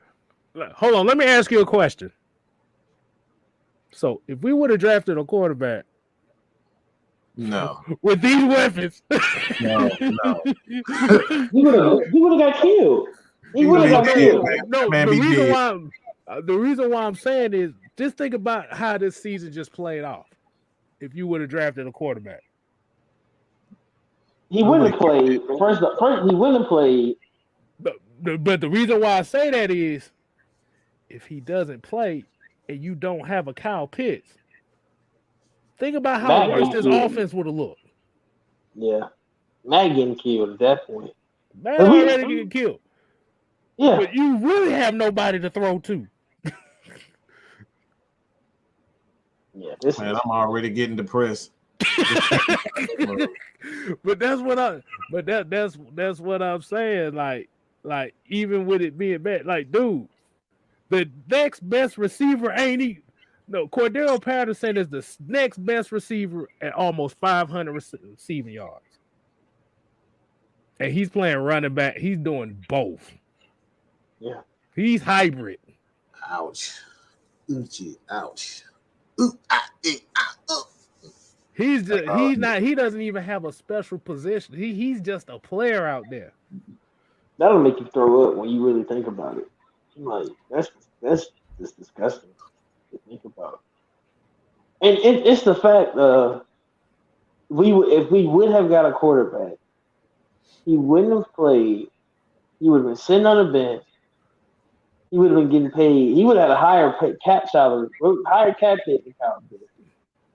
He would have been sitting on the bench. And think about it. And nobody would have nobody to throw. Cordero Patterson would have got motherfucking used up like a motherfucker already.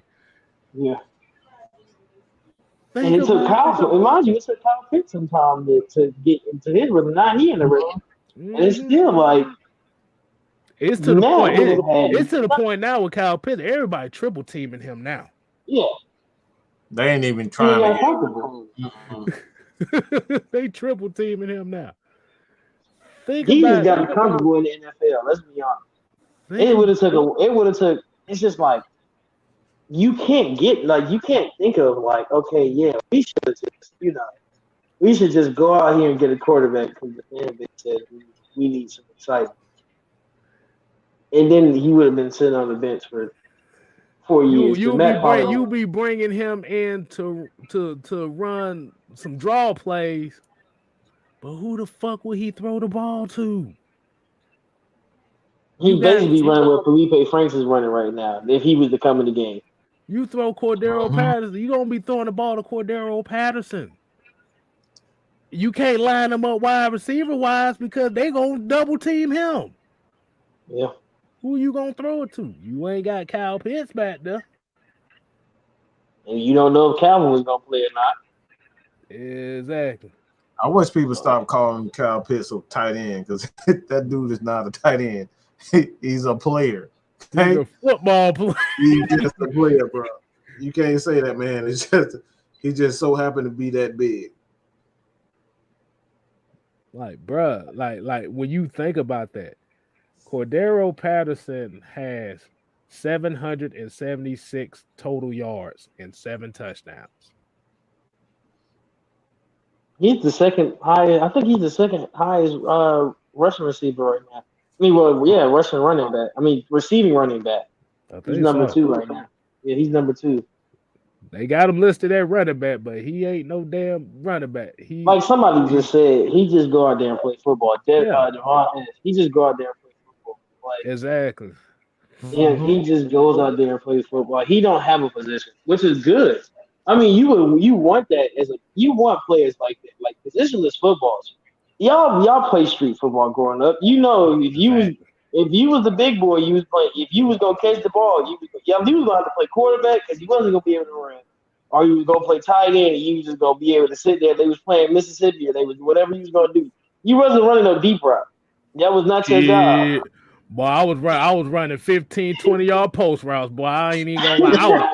I was 200. I was 235 pounds running post routes. I used to get the short routes and just get a 20-yard gain because they couldn't tackle me. I'm just running. Oh, they already couldn't tackle me as it was already. It was to a point. Little boy, it was so unfair, boy. They had me playing quarterback. I was like, okay, I'll find. I'll throw that bitch deep. I was hitting the motherfuckers on the money, boy. I told you. Then I got older and got bigger. Then they're like, nah, boy, you gonna block for me. I'm like, yeah, I'll do that too. Yeah. And that's why I fell in love with the fullback position, because shit, they had to do all that shit. Oh, I was the complete opposite. I was too fast to play with him. They wouldn't let me play. I wasn't that fast at all, but one thing I would do, I'll stiff arm the shit out your ass. I tell you that now. I was the big one. I was like, once they taught me how to snap a football, oh yeah, you playing center. As soon as I'm 10 years, I never get. It might be 8 years. There was one of them. They was just like, hey, you big enough, play center. I was like, I have never played this in my life.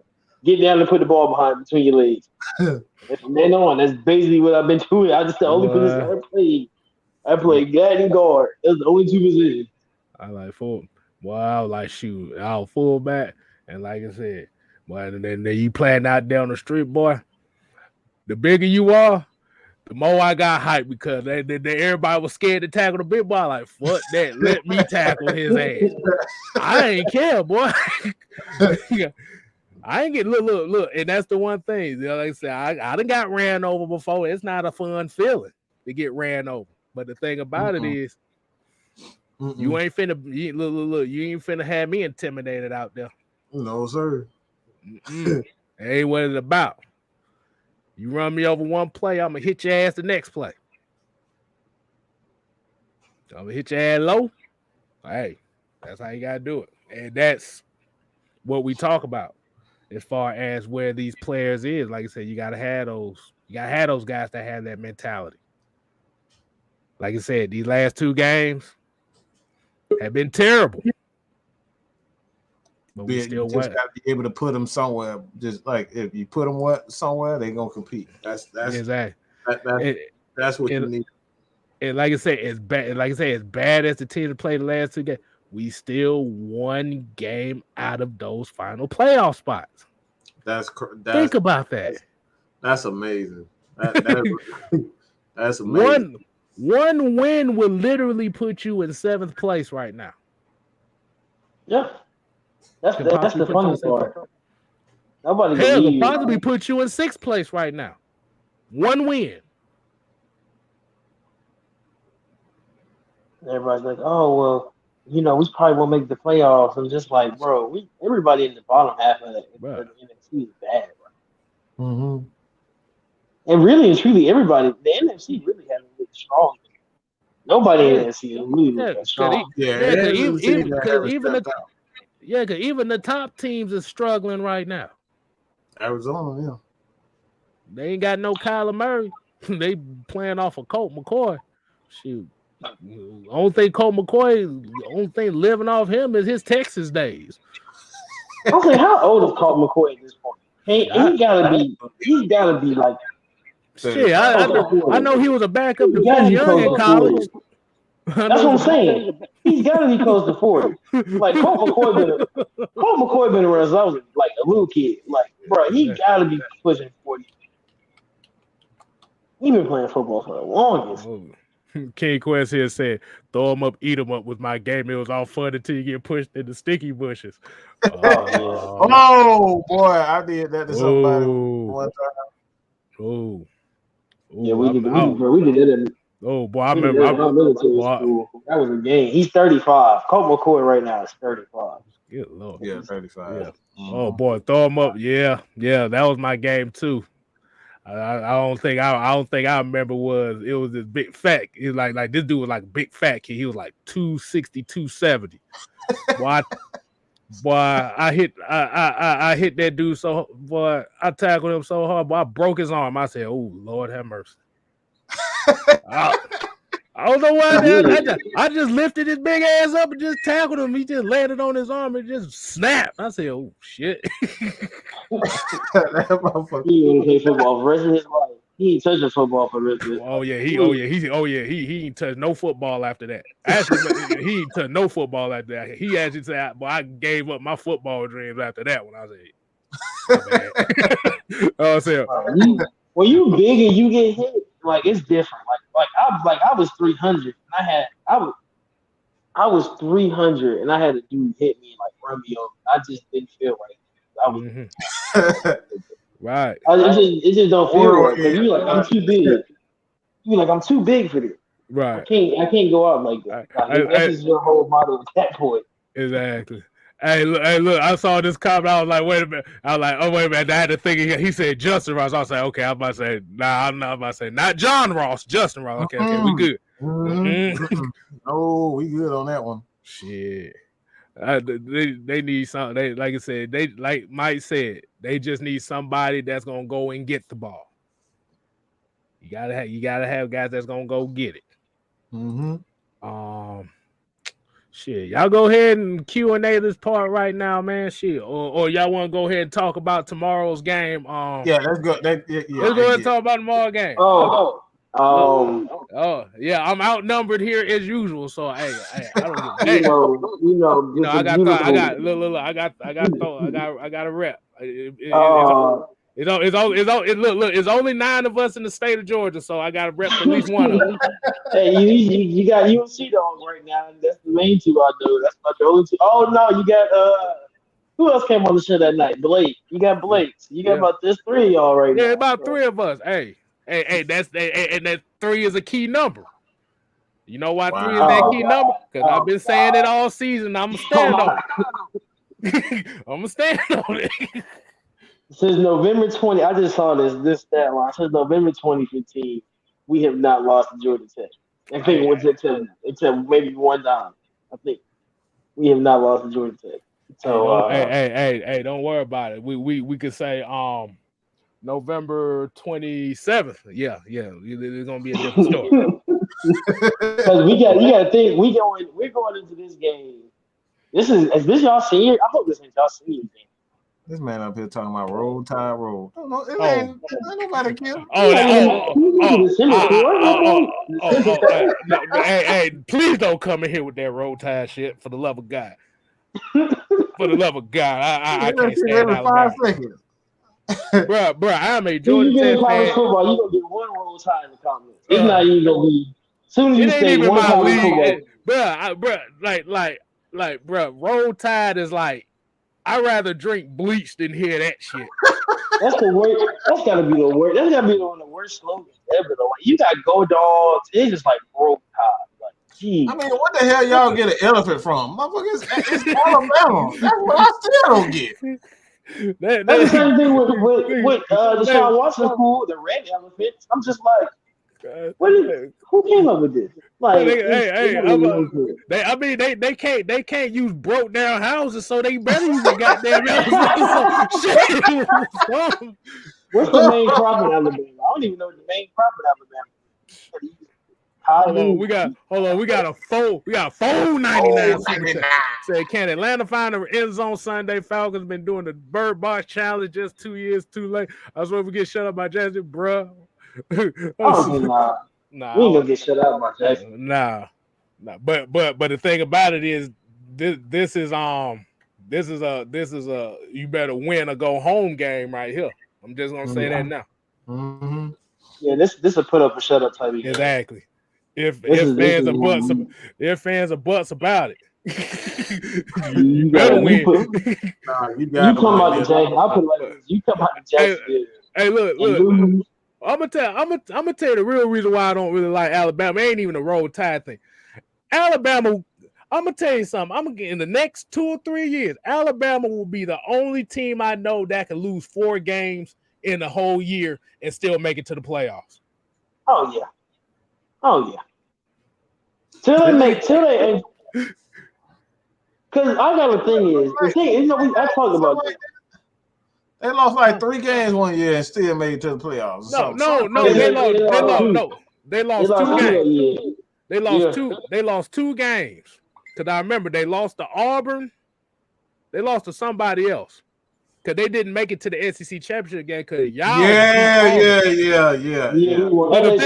But the thing about it was, if you notice how they made the standings, they put Alabama was originally supposed to be in the top 5. But they put Alabama in the top 5 because they knew Auburn or Georgia was going to lose in the SEC championship game. And what happened was when one of those 2 teams lost, Alabama got propelled right back in there. That was 2016. Yeah, that was the year we lost Alabama in the championship. They wasn't supposed to make it. The thing about Alabama, no, that was the year y'all lost in the national title game. Yeah, that's what I'm saying. We lost that national title game. Yeah, that was that year. The thing about Alabama is and this is why I say you're gonna have to expand the playoff to at least 6, because the only thing is, you bring out something like okay, Atlanta, you get the same 4 teams every year. You're gonna get 2 SEC. The thing about it, if Georgia lose, I'm not even gonna say it, but that happened. What people expect to happen happens, and if that team does what it does, they're gonna put Alabama and Georgia. So then you have 2 SEC schools. Then you're probably gonna bump Cincinnati out because they're just not gonna give Cincinnati respect. They're gonna try to slide Notre Dame in there. I wouldn't be Notre Dame getting in there. That's another school. Yeah, they're gonna slide Notre Dame in there at number 4. If Cincinnati even if Cincinnati goes undefeated, I would not be surprised they put Notre Dame in there. Oh, they're gonna do that. Because I want Georgia versus Notre Dame. You put Notre Dame at number 4. I like that. Because for the love of God, they have not learned their lesson about Notre Dame in these playoffs. They have not learned their lesson. I think if Michigan beats Ohio State tomorrow, Michigan beats them, which would be crazy, which would be the wildest thing I've ever seen in my life. Right. I mean, bruh, like I said, because I don't want to see Notre Dame in the damn playoffs, because we know what happens. Every time they in the playoffs, they get stomped out by somebody. Every time. I'm looking at the top 5 right now. I'll go top 7 because you got your 4, which Cincinnati got in 4, which is crazy. I thought they were never going to put Cincinnati in 4. You have Michigan, Notre Dame, and Oklahoma State. Oklahoma State hasn't played their championship game. Notre Dame, all they have to do is beat the team next week, and their season's over because they're independent. And then Michigan, Michigan's playing Ohio State. So some way, somehow, since he's going to get the 5, and it just depends. If Oklahoma State, somebody has to win big. If Oklahoma State beats Oklahoma, they'll go 11-1. Notre Dame will go 11-1 if they beat USC. Michigan will go 11-1, and then it's some way somehow we're not getting the Big 10, a Big 12, Pac-12 team.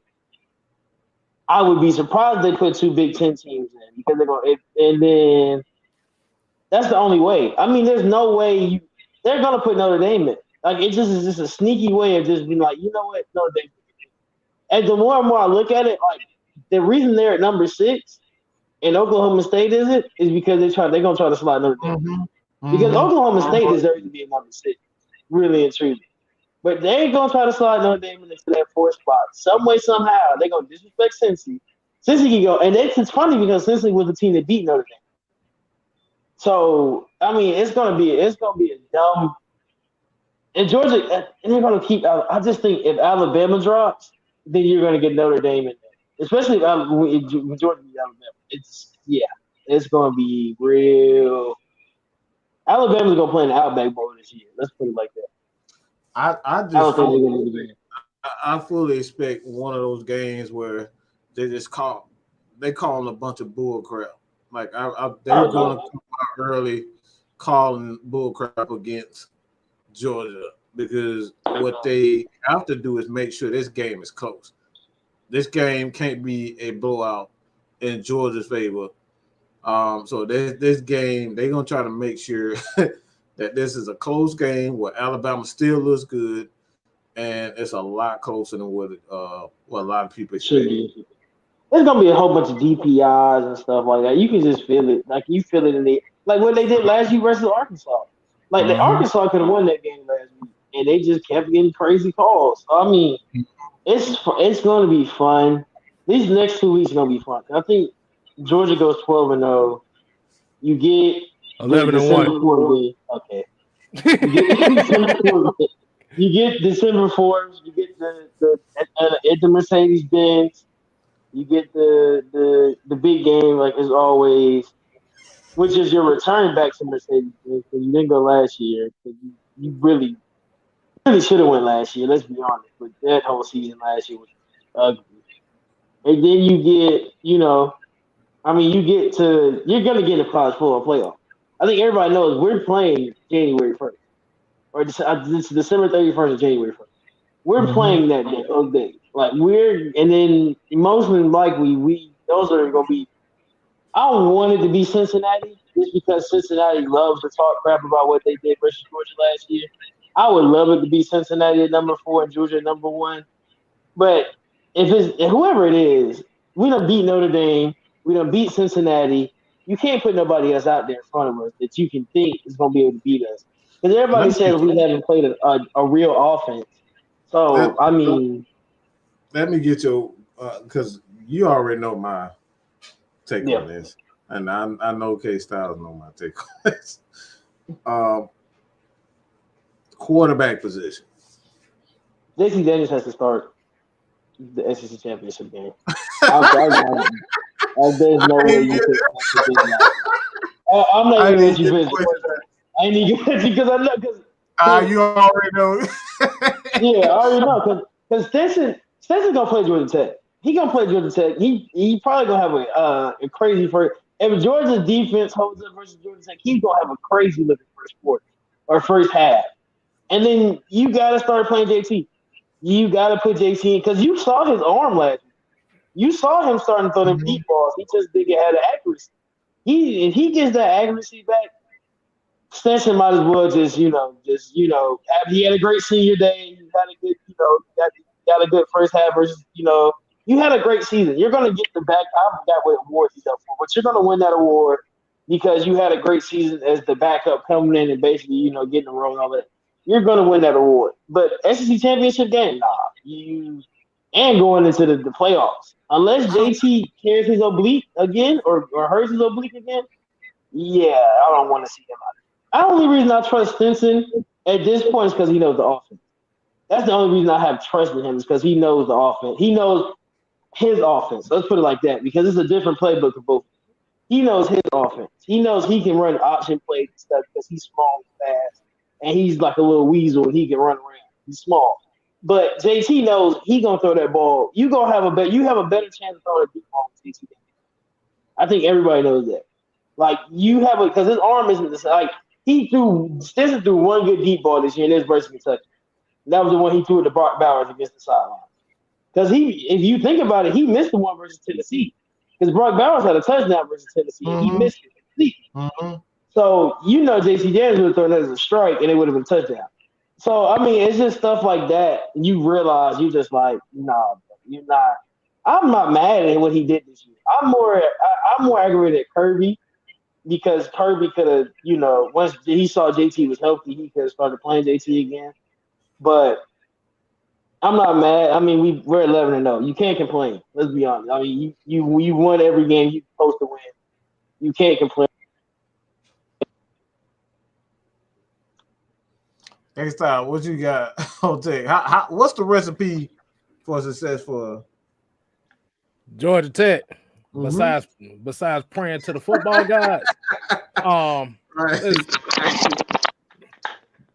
the biggest thing is gonna have to be, and this is kind of what's plagued Georgia Tech all year, is turnovers and third downs. This Georgia defense is for real. So Sims and Jahmyr Gibbs are going to have a big game today. I love Sims, but I feel bad for him tomorrow. Oh my God, I feel bad for him tomorrow. I'm about to say y'all haven't seen Jahmyr Gibbs yet, so hey, I know Gibbs good. I watch. No. I'm just saying, the Georgia defense ain't seen Jahmyr Gibbs yet. Yeah. They haven't seen him yet. Actually, they haven't seen Jeff Sims yet neither. Because we didn't play out last year. Yep. Nope. So it's gonna be a little different dynamic this time. But like I said, the problem is gonna come down to is we can't turn the ball over. And that's kind of been what we've been fucking up. With Tech. We've been turning the ball over. And defensively, our issue too is we are too damn aggressive. We try to blow everybody's Wanye Thomas and goddamn Tariq Carpenter be trying to blow everybody's goddamn brains out and be missing tackles and missing assignments. Oh, I don't give a damn about George Pickens. I ain't worried about George Pickens. Yeah, George Pickens back supposedly. I don't know. No, bro. I'm gonna be honest with you. I'm not worried about George Pickens. That's not the one that got me worried. It ain't him. Who is it? Browers, McCoskey. Which one? It's those two. Those two right there, those two. Because like I said, with Wanye Thomas and Tariq Carpenter, these some big safeties we got. But they too damn aggressive. And when you got those tight ends and you got that slot receiver and you got them slot receivers, that's where the weakness of our defense has been. Don't forget 6'7" Darnell back. Darnell Washington back, Big Zero back this evening. He healthy now. He real healthy now. A goddamn tight end with the number 0. That's all I need. Like I said. But I see ATM over here talking about he gave them hands. No, he gave Paul Johnson them hands last time. Hey, so the largest margin of victory is 52-7, and that was in 2019. That was the last time we played y'all. Largest margin of victory 52-7. That's on Georgia. Y'all's is 48-0, but not that. But does Georgia break that this year? Did we break the 52-7 largest margin of victory? Hell no. Georgia Tech gonna win 20. Georgia Tech gonna win 24-21. 24-21 just sounds 24-21. That's gonna sound like a wild. Oh, put Roman Reigns in the Tech jersey again. That's what I forgot he did play for y'all. Yeah, y'all had a couple of. It's weird in watching his history because he wasn't like that dominant player, but But he was first team ACC damn defensive tackle. It didn't seem like it, but he was. He was huge. I mean, I didn't know he was that. He was like 290 at the time. He was ginormous. Like you would never remember him as that though. Like you always know him as just Roman Reigns. Like, you'll never look at him Like that, he played for Georgia Tech. Mm-hmm. So yeah, so the win streak is 3 for Georgia. And Kstylz is saying that streak is gonna end. That's from 2017 to 2019, and it's been all ugly. These last 3 years has been real. Hey, shit! I've been saying this since the beginning of the year. I ain't backing down from it. 38-7, 45-21. That was Paul Johnson's last year, and then 52-7 versus GR in his first year. Like I said, so 24-21 Georgia Tech. I mean, that would be. I guess that'd be. I just can't see it. I mean, I told you that when we did the Georgia Tech. Oh yeah, I know you said that, and I'm telling you right now. we had that whole conversation about this. Exactly. I just don't know. I really think this game is going to get ugly. I think it's going to get more aggressive as time goes on. Because we always got to fight. Because we ain't got nothing to lose. We on a 5-game losing streak. I hope Kirby.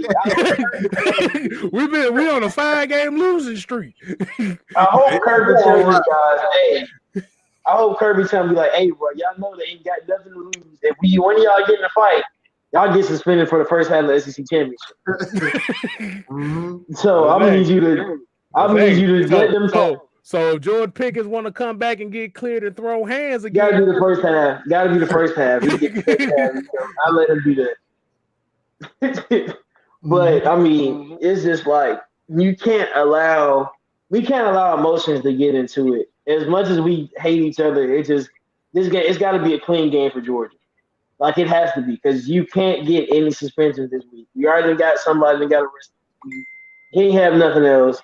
So I mean, yeah, he's not a starter or nothing. But all I had to say is that you just can't.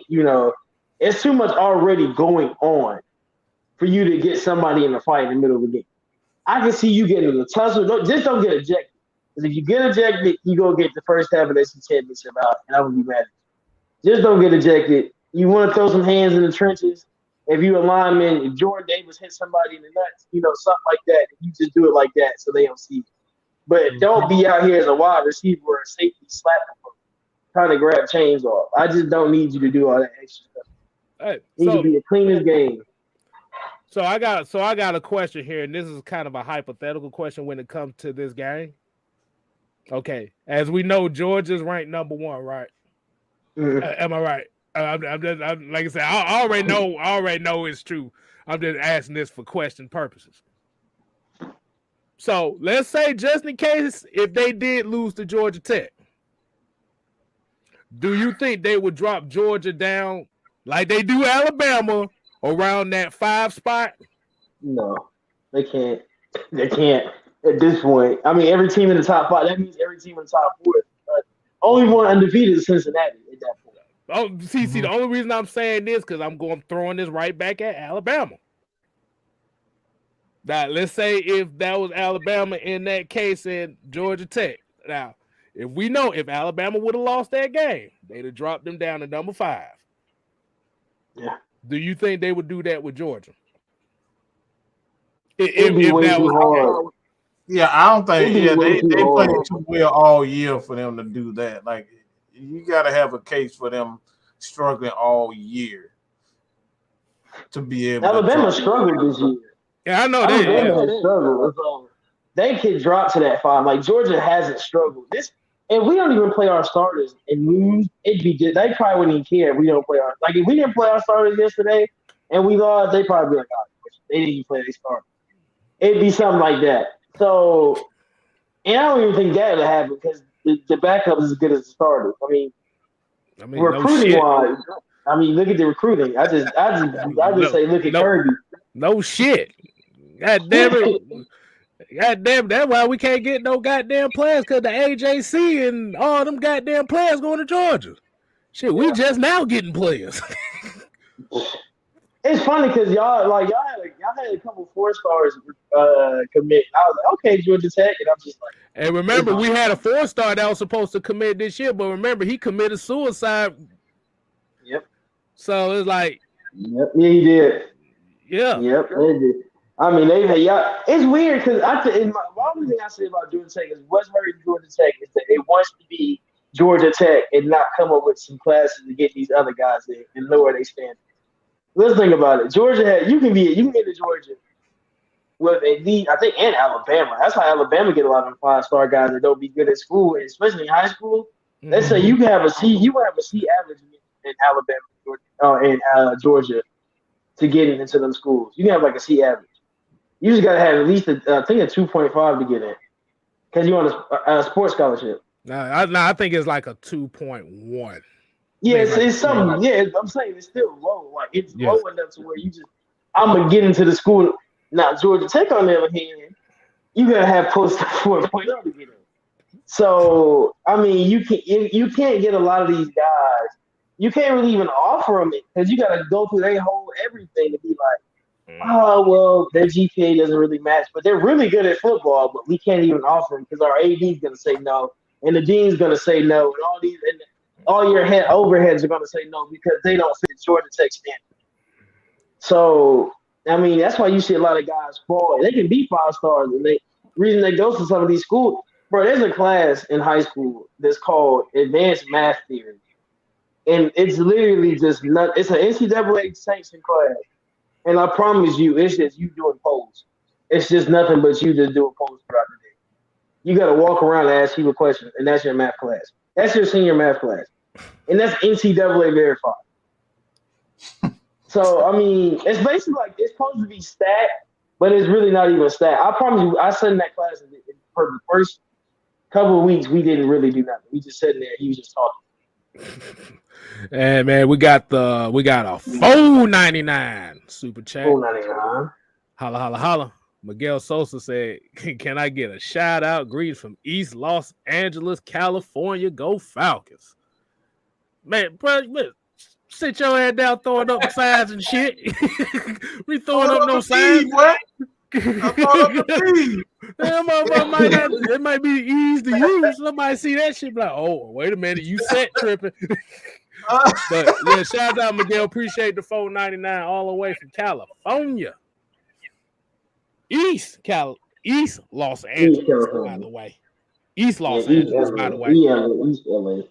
East LA. You know, sometimes folks from California, you gotta be specific on what they say about East Los Angeles. Sometimes you catch the wrong one and like, hey, wait a minute, home. Hey, I know this ain't him, but I'm just saying. But hold on, wait a minute. Hold on. Here's a funny one. Said Georgia Tech students ain't got time for football. They try to keep the planet straight. They trying to build Iron Man suit. It's in electric cars that run off the solar panels. Bro, I ain't even gonna lie. We got the nerdiest football fan base I've ever seen, bro. I ain't even. Yeah, a nerdier fan base is Harvard, which that's hard. That is funny as hell, dude. Because even Dartmouth fan base seem a little bit like less nerdy. Like it's just like Georgia Tech is. Bro. And I think it's just student base that makes it work. Yeah, bro. No, dude. I'm gonna tell you something, bro. And I seen this shit up in person too, cause I used to work. Me and my homeboy and stuff. We used to go work out over at Georgia Tech, and we was at one of the field. We was because they got like a practice field, like a practice turf field and stuff like that. So that we be around the students, they playing flag football and stuff. And I be sitting there looking at the people looking at like. Oh, we are some dweebs. The heck? It's Georgia Tech. I don't know why you surprised. No. I know it's Georgia Tech, but it just made me laugh just looking at it in person. Like you see it on TV, you like, yeah, we some nerds. But seeing that shit up first, it was just funny as hell. Georgia Tech got a pretty campus, though. It's got one of the prettiest campuses. Oh yeah, boy. We don't talk about pretty campuses. Let's get the football. Man, get to the football. Let me get one more thing out the way, cause like I said, I know Georgia got the turnover shoulder pads and shit. We got a whiteboard that we write our Twitter handles on. Yeah, they do. I've seen that. I've seen it. It's bad. It's bad. It's bad. You think he lied? You think it's really that's really what it is. Like it's Yeah, not. He's not even lying. we hilarious. But like I said, Wow. Georgia Tech has a chance. They can't In your they mind. can't mess up. They can't mess up one time. One mistake Well. gonna cost you about 14 points this game. So what's the score? Again, what's the score? 24-21 Georgia Tech. The spread. Let me see what the I know the spread spread is. is like Georgia Tech, like a 30-point underdog. I know that's Yeah, a fact. 34.5 underdog. The over under is 54.5. I think Georgia. I think y'all get one touchdown. I think it'll be like. I think it's gonna be. I really think it's gonna be like 60-7. I think. I think. I think the first half is gonna be. What game was that? UAB. When we scored like 35 in like the first quarter or something like that. I think it's gonna be like that game. I think it was UAB. Georgia scored like 35 in the first quarter. It's gonna get real. Like, the fact we got to play on ABC makes it worse because this is gonna be just ugly. Hey, look, Y'all got to be on national TV. Look, I tell Devon, I like shit. Hey, take a picture, record this moment that I said, do all that shit. I don't back away from nothing I said. I want everybody to know. I think if Wallace knows, everybody that's in here that watches my shit, Yes. well, watching me talk about Georgia. I said when Georgia beat Clemson, we were going 12-0. I got called crazy for that. And we're at a point where Georgia beat Clemson and we're 12-0. Well, let's not say we're in. I'll give Georgia Tech some respect. We're not 12-0 just yet, but I think we'll be 12-0. And I literally said, and I called it. I'm just saying, I called that January. I called that when we first started talking about college football because I knew this team is too good. Last year was a fluke season. Anytime you got to play in a year in a pandemic football, and you got to really think about it, like Georgia had to play with a backup quarterback because JT Daniels and, well, let's be honest, Jamie Newman quit on us, and now he's in YouTube documentaries talking about how he lost his money and lost his way, which is really the craziest thing I've ever seen ever. You know what's wild about that whole situation about last year, about really all college football, is that last year just seems like should be an asterisk mark around college football. Because not the best teams really made it all the way. So we'll just have this year we really get to see the best teams. And yeah, I think I hate to beat Georgia Tech that bad in Bobby Down Stadium, but I think it's gonna be a bloodbath. I think we're gonna see a fight though. I think I would. If there's a bet on it's gonna be a fight in the game, I'll take it. I would say you take that bet. I think it's gonna be a fight. Somebody gonna fight somebody. Because it's gonna be a Georgia Tech player to start. I already know it is. Oh yeah, they ain't got nothing to lose. We ain't got nothing to lose. We ain't got shit to lose. Hey, just throw a hand at something. Just throw something at somebody. I just know it's gonna be somebody. Like I said, the main thing is gonna have to come down to this game. Is gonna have to be pride. Like I said, like for Georgia Tech, as us Georgia Tech, nobody giving you a chance. These folks in the state of Georgia think you one of the worst schools in the country. You got to prove them wrong. Well, not even prove them wrong. Fuck them. I mean, y'all are like the fourth best school in Georgia right now. But you know, we ain't gonna talk about that. Hey, the fourth best school gonna beat y'all tomorrow. Just know that for a fact. I mean, Georgia Southern and Valdosta State got a better record than y'all. So. And are they in the Power 5 conference? He gonna come up with it. Georgia Southern is in a conference conference, and not the Power 5. And a conference. Exactly. So, next question. Shoot, your cousin down the street is going to a bowl game at least. Hey, they can go. Hey, you're right. They can go to a bowl game. Hey, we fucked up. That's what we did. We fucked up this year. I don't know if you can get rid of Gio even. I don't know if y'all gonna get rid of him. I think he can turn it around. I think he's a real 404 official. You said what? You can't get rid of G off yet. He a real 404 official. You know, he Waffle House and at every game and all of that stuff. Yeah, real ATL. Yeah, the real Atlanta team, not Athens, Atlanta. But the main thing about it is we instead of getting 1 and 2 star recruits, we're actually getting 3 and 4 stars right now. So that's why I say it's a process. It was a point, bruh. See, a lot of these folk don't know. About 4 years ago, Presley Harvin III was the number 1 recruit in our draft class. Yes, sir. Big person. Yeah, I think people know. I don't think they kill Kstylz. No, I know they don't give a damn. I know. Hey, but like I said, I gotta say it like this. With all the 4 and 5 star recruits y'all been getting, we still got to say we still tied for titles. That's all I gotta say. Even though y'all done dominated. I mean, when you got the 4 and 5 stars recruits, you gotta do better. Indeed. So, but like I said, we gonna find out tomorrow. We'll see. I mean, I expect like I said, I expect a game. I don't think it's gonna be I don't expect it to be close, but I expect it to be ugly. Hey, but there's a lot of good football tomorrow. I mean, it's not just that one game, but we'll get to see a lot. Hey, I'm mad Michigan and Ohio State got to play at the same time. That's the annoying part. Because it's gonna be a whole lot of playoff positions red on the line tomorrow. Well, shoot, Baylor got a spot. They got a whole Texas Tech. Oh, not Texas Tech. Oklahoma State they gotta beat Oklahoma tomorrow. And I'm rooting for them. So hopefully they do. My cousin go there, so I gotta get Oklahoma State. Y'all had a chance to beat Notre Dame and blew it.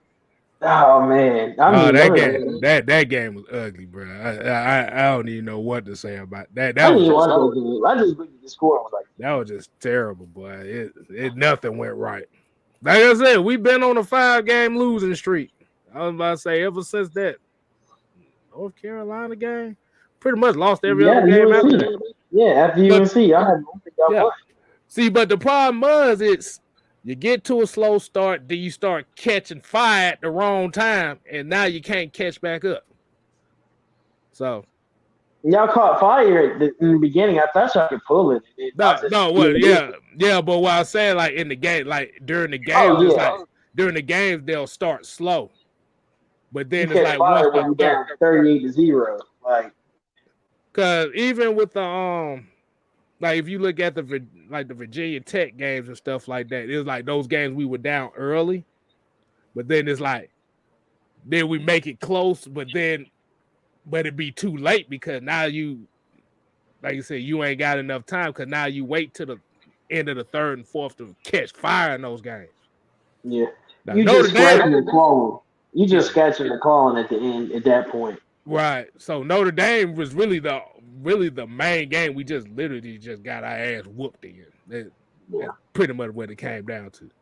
It's bad they did y'all Notre Dame and then Georgia back to back. I was just cool. Oh, we talked about that in the schedule. We talked about it in the schedule. Yeah, that's it. Yeah, like I said, I knew that was gonna be a tough stretch. I just did like y'all beat UNC, and I was like, okay, they're gonna have they're gonna go to a bowl game, and then they just like I think what happened was after that North Carolina game, I think they started feeling themselves and just nothing went right after that. I think that's kind of what happened. You know, that's the worst part about it. I mean, I think I want to see everybody in Georgia succeed. I'd rather Georgia Tech be a good team than that, really and truly, because I want to see the competition, but ain't no competition. So. You gonna see the competition tomorrow? I'm just gonna say that. We gonna see kickoff at 12. So y'all kickoff at 12. I'll be ready. I might come on about 11 and come on and do a little 30-minute pregame with y'all. I hope if Kevin Kstylz come on, we get y'all on. We talk about 30 minutes. But I think that's just it's a fun. Tomorrow's the funnest day of college football. Let's put it like that. Tomorrow is the funnest day of college football. Pretty much all the rivalry games. This is rivalry week. God damn it, all the rivalry games coming on. You get, and it's all day. You just get to see. You won't see fights all day. That Auburn Alabama game, I think that game. As much as everybody wants to be the blowout, Auburn ain't home. Y'all know Jordan Hare Stadium is so yeah. That motherfucker gonna fight over. They gonna fight over a damn. At least we fight each other. These motherfuckers, Alabama and Auburn fight over a damn tree. At least we got like the Governor's Cup. Alabama and Auburn have like the Governor's. They didn't have like a cup. Right. We just in Alabama. Like that's just like the only thing about it. Exactly. I only thing we say is, hey man, we got this in the bag, bro. I ain't like I said. I'm the only one that's like look. We got a 0.0099% chance of winning. That's better than 0. It's a 1.8% chance right now. That's 98.2. I'll take that. I'll take that. That means we have a puncher's chance. Yeah. We got a puncher's chance. You might need a Percy Harvin Jr. again, but Hey, shoot, that's fine. Hey, well, I'll tell you. Hey, look, 1.8 is better than 0%. So now you get a 0%, that's heading down Division II territory. Yeah. So. I think South Carolina gonna beat Clemson tomorrow. I know I sound crazy, Clemson, man, but Clemson got exposed all year. Man, no. I'm gonna tell you right now, and I'm gonna be honest with you about Clemson. After I saw that very first game against Georgia, I knew they was gonna struggle all year because that quarterback they got is one of the worst throwers of the football I've ever seen. DJ Ukulele. DJ Ungala, he don't even deserve me to say his last name. We just gonna call him DJ. Yeah. I said he throw the ball like Byron Leftwich. I said no. Clemson. Yeah, you can tell. And it's funny because we watched that game. We were all watching that game. He throws to the same side. Yeah, every time. And he can't throw to the right. He throws to the right every time. The dude. Bro, I swear it take the dude like 7 seconds to throw the damn football. He don't have good awareness. He's just not a good quarterback all around. Let's put it like that. He's just not a good quarterback. Right. So I mean, it's gonna take some time. I mean, Clemson got a whole nother quarterback class coming in, I think next year. So shit. Clemson gonna be coming after one of them damn quarterbacks. Y'all got about 7 damn 5-star quarterbacks on your damn team. Carson Beck, Brock, Gunnar Stockton is coming in next year. You still gonna have JT Daniels because I feel like he's not gonna leave. And then you hope and pray Arch comes back, and Arch comes in, that he comes in 2023 class. They're gonna have to give it to CJ Stroud or Bryce Young. Those are the two that's gonna get it at this point. Say Bryce. I think Bryce Young. They'll probably give it. I think Bryce gonna get it. I think CJ, though because he's come back better. I think they're gonna give it to him. I wouldn't be surprised if they gave it to one of the receivers though. It's such a quarterback driven award. It's really weird. Like last year was just you just had to give it to what's his name because he was just the best player. So I just don't know. It's gonna be it's a toss up right now, but I think it's gonna be Bryce or I think it's gonna be CJ from Ohio State. Those are my only two I can think of. Yeah, I think it'll be Bryce Young. Because I know the Heisman favorite coming into this year was Spencer Rattler, but we see how much of an ass he is and how much he really not that good. I told people he was bad though. I've been telling people he was bad since last year. But he's such a great player. He's such a So okay. Yeah. So yeah, Bryce. You got a freshman taking the role now, but I think Bryce Young gonna get it, man. Yeah, Bryce gonna get it too. He's the only one now I really want C.J. Stroud to get it because I think he really deserves. I mean, what he's done at Ohio State, he really wants it. I think Bryce. He's Alabama. I mean, let's just put it like that. Exactly. He's Alabama. There's no other person except you give Michigan State Kenneth Walker Jr. But they just got killed by Ohio State, so I can't even give it to him. So, nah, I ain't gonna happen. I know he probably be a Heisman finalist. He might end up winning the was it the Dope Walker Award? Yeah, I think he might get that though. He's gonna get running back in the base. Zeus is the only senior on Georgia because James Cook is the senior junior, so he's gonna get the. This is crazy. I think Zeus is gonna get he didn't produce as much as Cook did this year, so that's why he's not Zeus isn't up for it. But Zeus is still gonna be a quality running back. Right. I just don't know who's gonna get him. I would love to get Cook or Zeus in Atlanta, but that's just a whole other conversation because they just quality running backs. Hey, it comes down to however they gonna do it. Yeah, Corral from Ole Miss is another one, but I just don't think he just fell off the face of the earth. He ain't doing. I was about to say he ain't really doing enough to really hold that. I know they he had it for a couple of weeks, and then he just lost it when he lost Alabama. Right. Because I know they was talking about that quarterback from Pittsburgh. I know they were talking about him. Oh yeah, but he. I don't. Is it Pickett or Pickett? Yeah, something like that. Pickett. Yeah. Pickett. Kenny Pickett. Yeah. Kenny Pickett. The gloved boy wonder, as I call him. Yeah, he had a great season. I'm not gonna lie. He had Pitt in a good spot for a while. I mean, you can't think Pitt's gonna win it all. Let's put it like that. Right. But I'm about to say, man, we're gonna go ahead and wind it down for the night. Mike back there somewhere. If he ain't, too bad. So like I said, man, y'all done got a whole lot tonight. Y'all done got some Hall of Fame talk. Y'all got college football. Y'all got Falcon talk tonight. Hey, man, this is what we do, man. And we got to show appreciation to Tyrone for coming on with us. He had to throw the Georgia, with the Georgia Tech game. You knew he had to come on here and try to intimidate me. It ain't gonna work, but he already know it don't work with me. Had to represent, Had to represent. We represent your color. The beautiful, beautiful white dog. He's gonna be in Bobby Dog too. He's gonna be sitting walking around. I about to say, you better not take a shit around that rambling red car. I'll tell you, boy. If that was me, boy, I kick the shit out that dog. He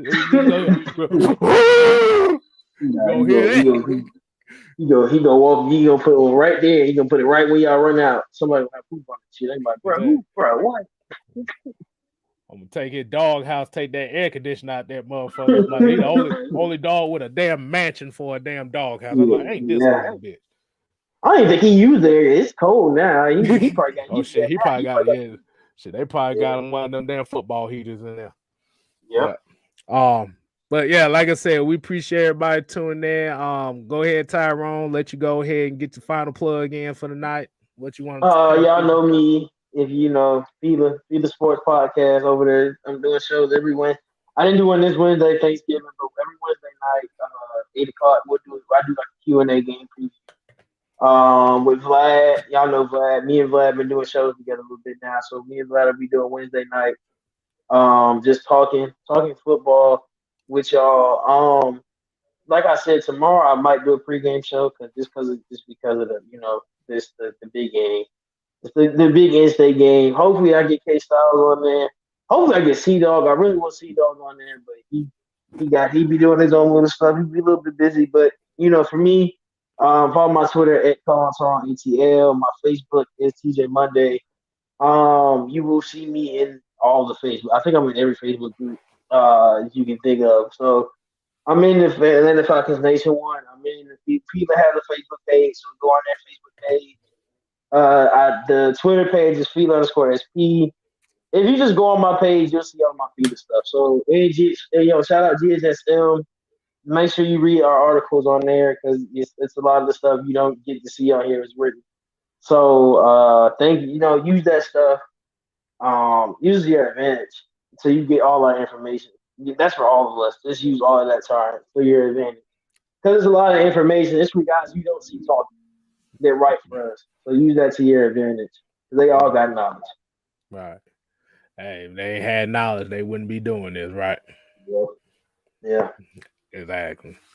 But yeah, this your boy Kstylz here, man. Like I said, you make sure you follow 6-Man Kstylz. Like I said, leave your questions, leave your requests right there at 6-Man Kstylz.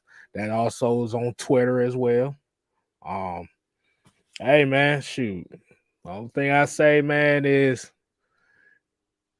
it's gonna be a rough one tomorrow. Like I said, Georgia Tech, as we know, we are the little brothers. Well, we are the little brothers right now, but we gotta prove the world wrong one way or another. If you lose, you don't need to get your ass whooped. If you want respect in this state, this game is gonna have to be close. You can't walk around in Navy and go no more in this state if you get blown out by 60. Right. You don't have no respect. We had shit. We ain't got no damn respect now. How worse can we get? Yeah. So, well, at the end of the day, like I said, nobody, as Georgia Tech, nobody respects y'all. Nobody likes y'all. Use it to your advantage. That's all I got to say. Just don't fight my players. Just don't fight my players. Shit. Goddamn it, you gotta do whatever you gotta do, man. You gotta do whatever you gotta do. Like I said, they already looking at y'all as a Division II team anyway. So, like I said, there's lack of respect there. So you better go ahead and earn it. So, like I said, outside of that, Falcons. I got one more. Go ahead. What you got? I got one more. So y'all, I'm not doing I know I do Jackpot Fridays. I'm gonna do it on Twitter now. So it'll be a Twitter thread throughout whatever Friday night. It'll be a Twitter thread. I'm doing one tonight. Like I said, my super pick story, but my sneaky underdog pick is Clemson, South Carolina. I think Beamer football is gonna get you there, but I think that's so follow my Twitter at Colin Tyrone ATL, and it'll be a thread. It'll be super, whatever picks, whatever. I have 3 games, of course, and I'll have the one extra game. So go over there and look at it. Share it out so people can see it. All right. Definitely. Oh, Mike. You there? Okay. Oh, my bad. No. We're just closing the show out. Like I said, just getting everybody's final thoughts, man. What the hell are you talking about? Mad Mike finna lose. What? You said we're finna lose tonight. I That's don't know. I don't even know who that is. I know he called you a clown. I guess he called you a clown or some shit. Man, you know what? I usually say this to women, but when they acting like, it's that time for the hunt, but bitch, shut up. That's what I just said. God damn, bro. I just leave like that. Why you say that? Because we had the Matt Ryan topic earlier, and then you bring it up at the end of the show. I just had to do something real fast, and I come back to this. Like seriously. I'm like, damn. That's all. I'm like, damn. I have to guess that. I'm gonna turn that into a short, so y'all can remember that. All right, bitch, shut up. What you say? What you say? When we not talking about Matt Ryan comes up, right? Damn, I mean, yeah. This has been a good hour, 30 minutes talking. Really good 30 minutes talking college football. Hey, good God. Oh, I'll be right. That's what we come down to. How you gonna talk about we closing and then telling me you gonna be right back? Why you just close the show? What's wrong with you? That make no sense, Tom. I don't even know. He just left out. He just like how you gonna say we He wasn't. close? It's not like he turned his camera off and like I'll be right back. Turn the camera off and still talking. Like he left the room. Like I said, he just should have just go. I guess I'll close. All right, man. We appreciate everybody for joining. We already kind of gave the our last thoughts, but hey, man, at the end of the day, we know Georgia gonna whoop that ass, and Georgia Tech ain't got a chance. The Falcons still got a chance, even though a lot of people don't think so. They still got a chance to turn things around. Anything is possible, but we'll see what happens. That being said, y'all continue to support.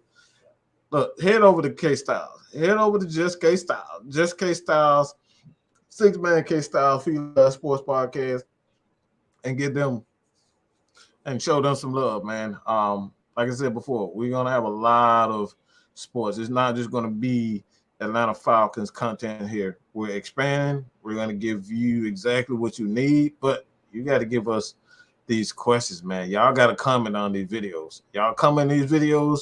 Tell us what we want. We make shows on it. We make videos on it. It's all for y'all. That being said, that's all I got to say about that, man. Your boy, man, Mike is out, man. It is. I just like, why you just damn close the show? You just gonna leave for it? That ain't make no sense. Bruh. Hey, shit, I had to go pee. Shoot. The water done ran through my ass. Shit. God damn. Should have pissed in the damn cup. Damn. Bullshit. Motherfucker, I ain't even do that shit. All right, that's all we got to say about that, man. We go. I appreciate it. Use the community tab, y'all. Use the community tab. This is for all our channels. Usually, like, if we post something on community tab, please respond to it. We need to interact with it because we be trying to.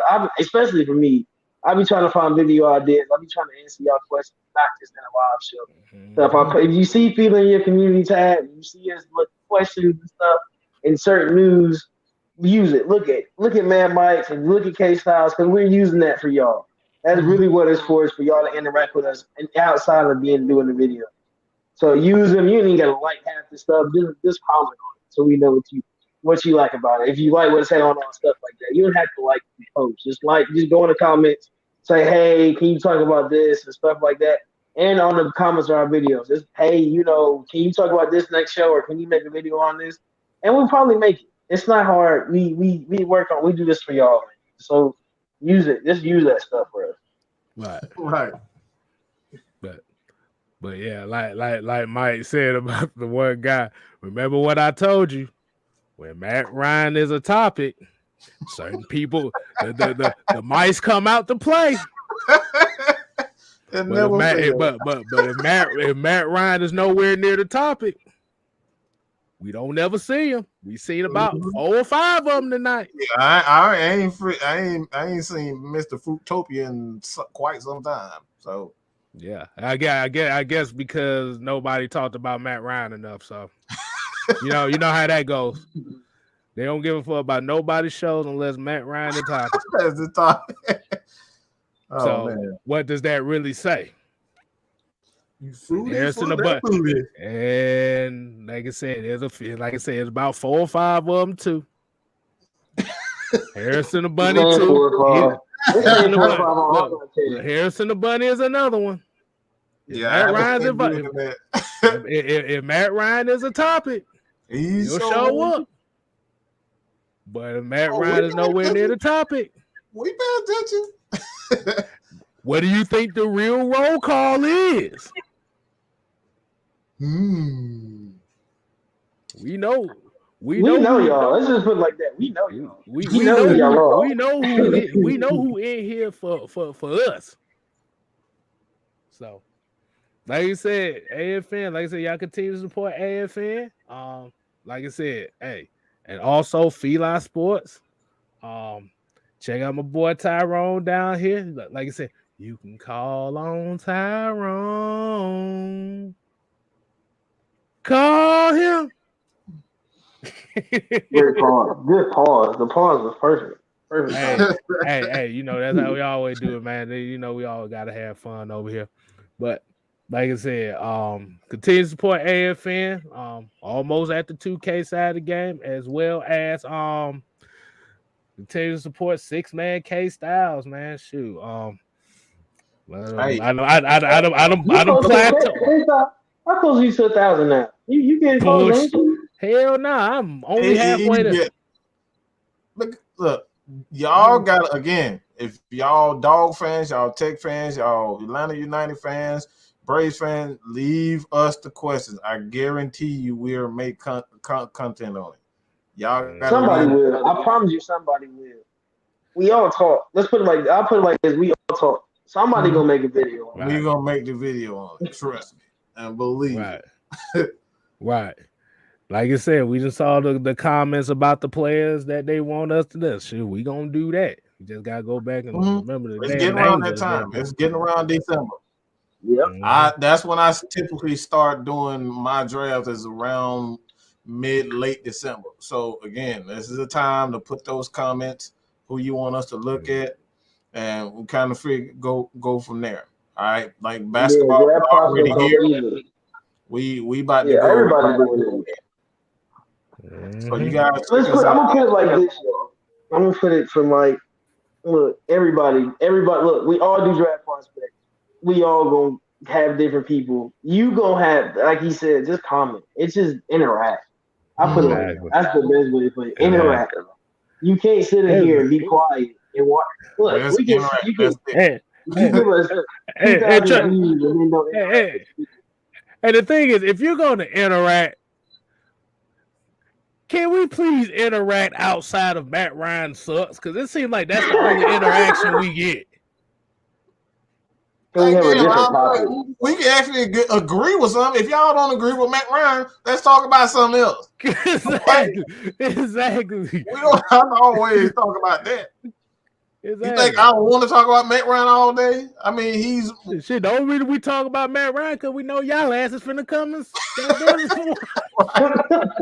that's it. If you hate him so much, then you don't watch a show that has him in the topic. Just let us know. Hey, look, I bet you, and we have never done. I bet you if we had a Matt Ryan appreciation show, that's gonna be the highest rated show we ever did, and the most downvoted video we've ever did. You already know. You already know that. You have anything talking about we love Matt Ryan, they gonna go crazy. Exactly. But like I said, it's gonna be a whole bunch of people that we don't see often. I'm done letting you know. Futuristic PAYT is one of them. Harrison the Bunny 2 is another one. I'm just saying. But like I said, we here at AFN, we always say here, we ain't here to play. We here to stay. You ain't got to go home. That's you, Tyrone. Oh. That's you. No, that's you. Oh, Tyrone, yeah, go ahead. What we tell him? You ain't got to go home. But you got to get the hell up out of here. There you go. Gotta go. There we go. Gotta go. There we go. Deuces.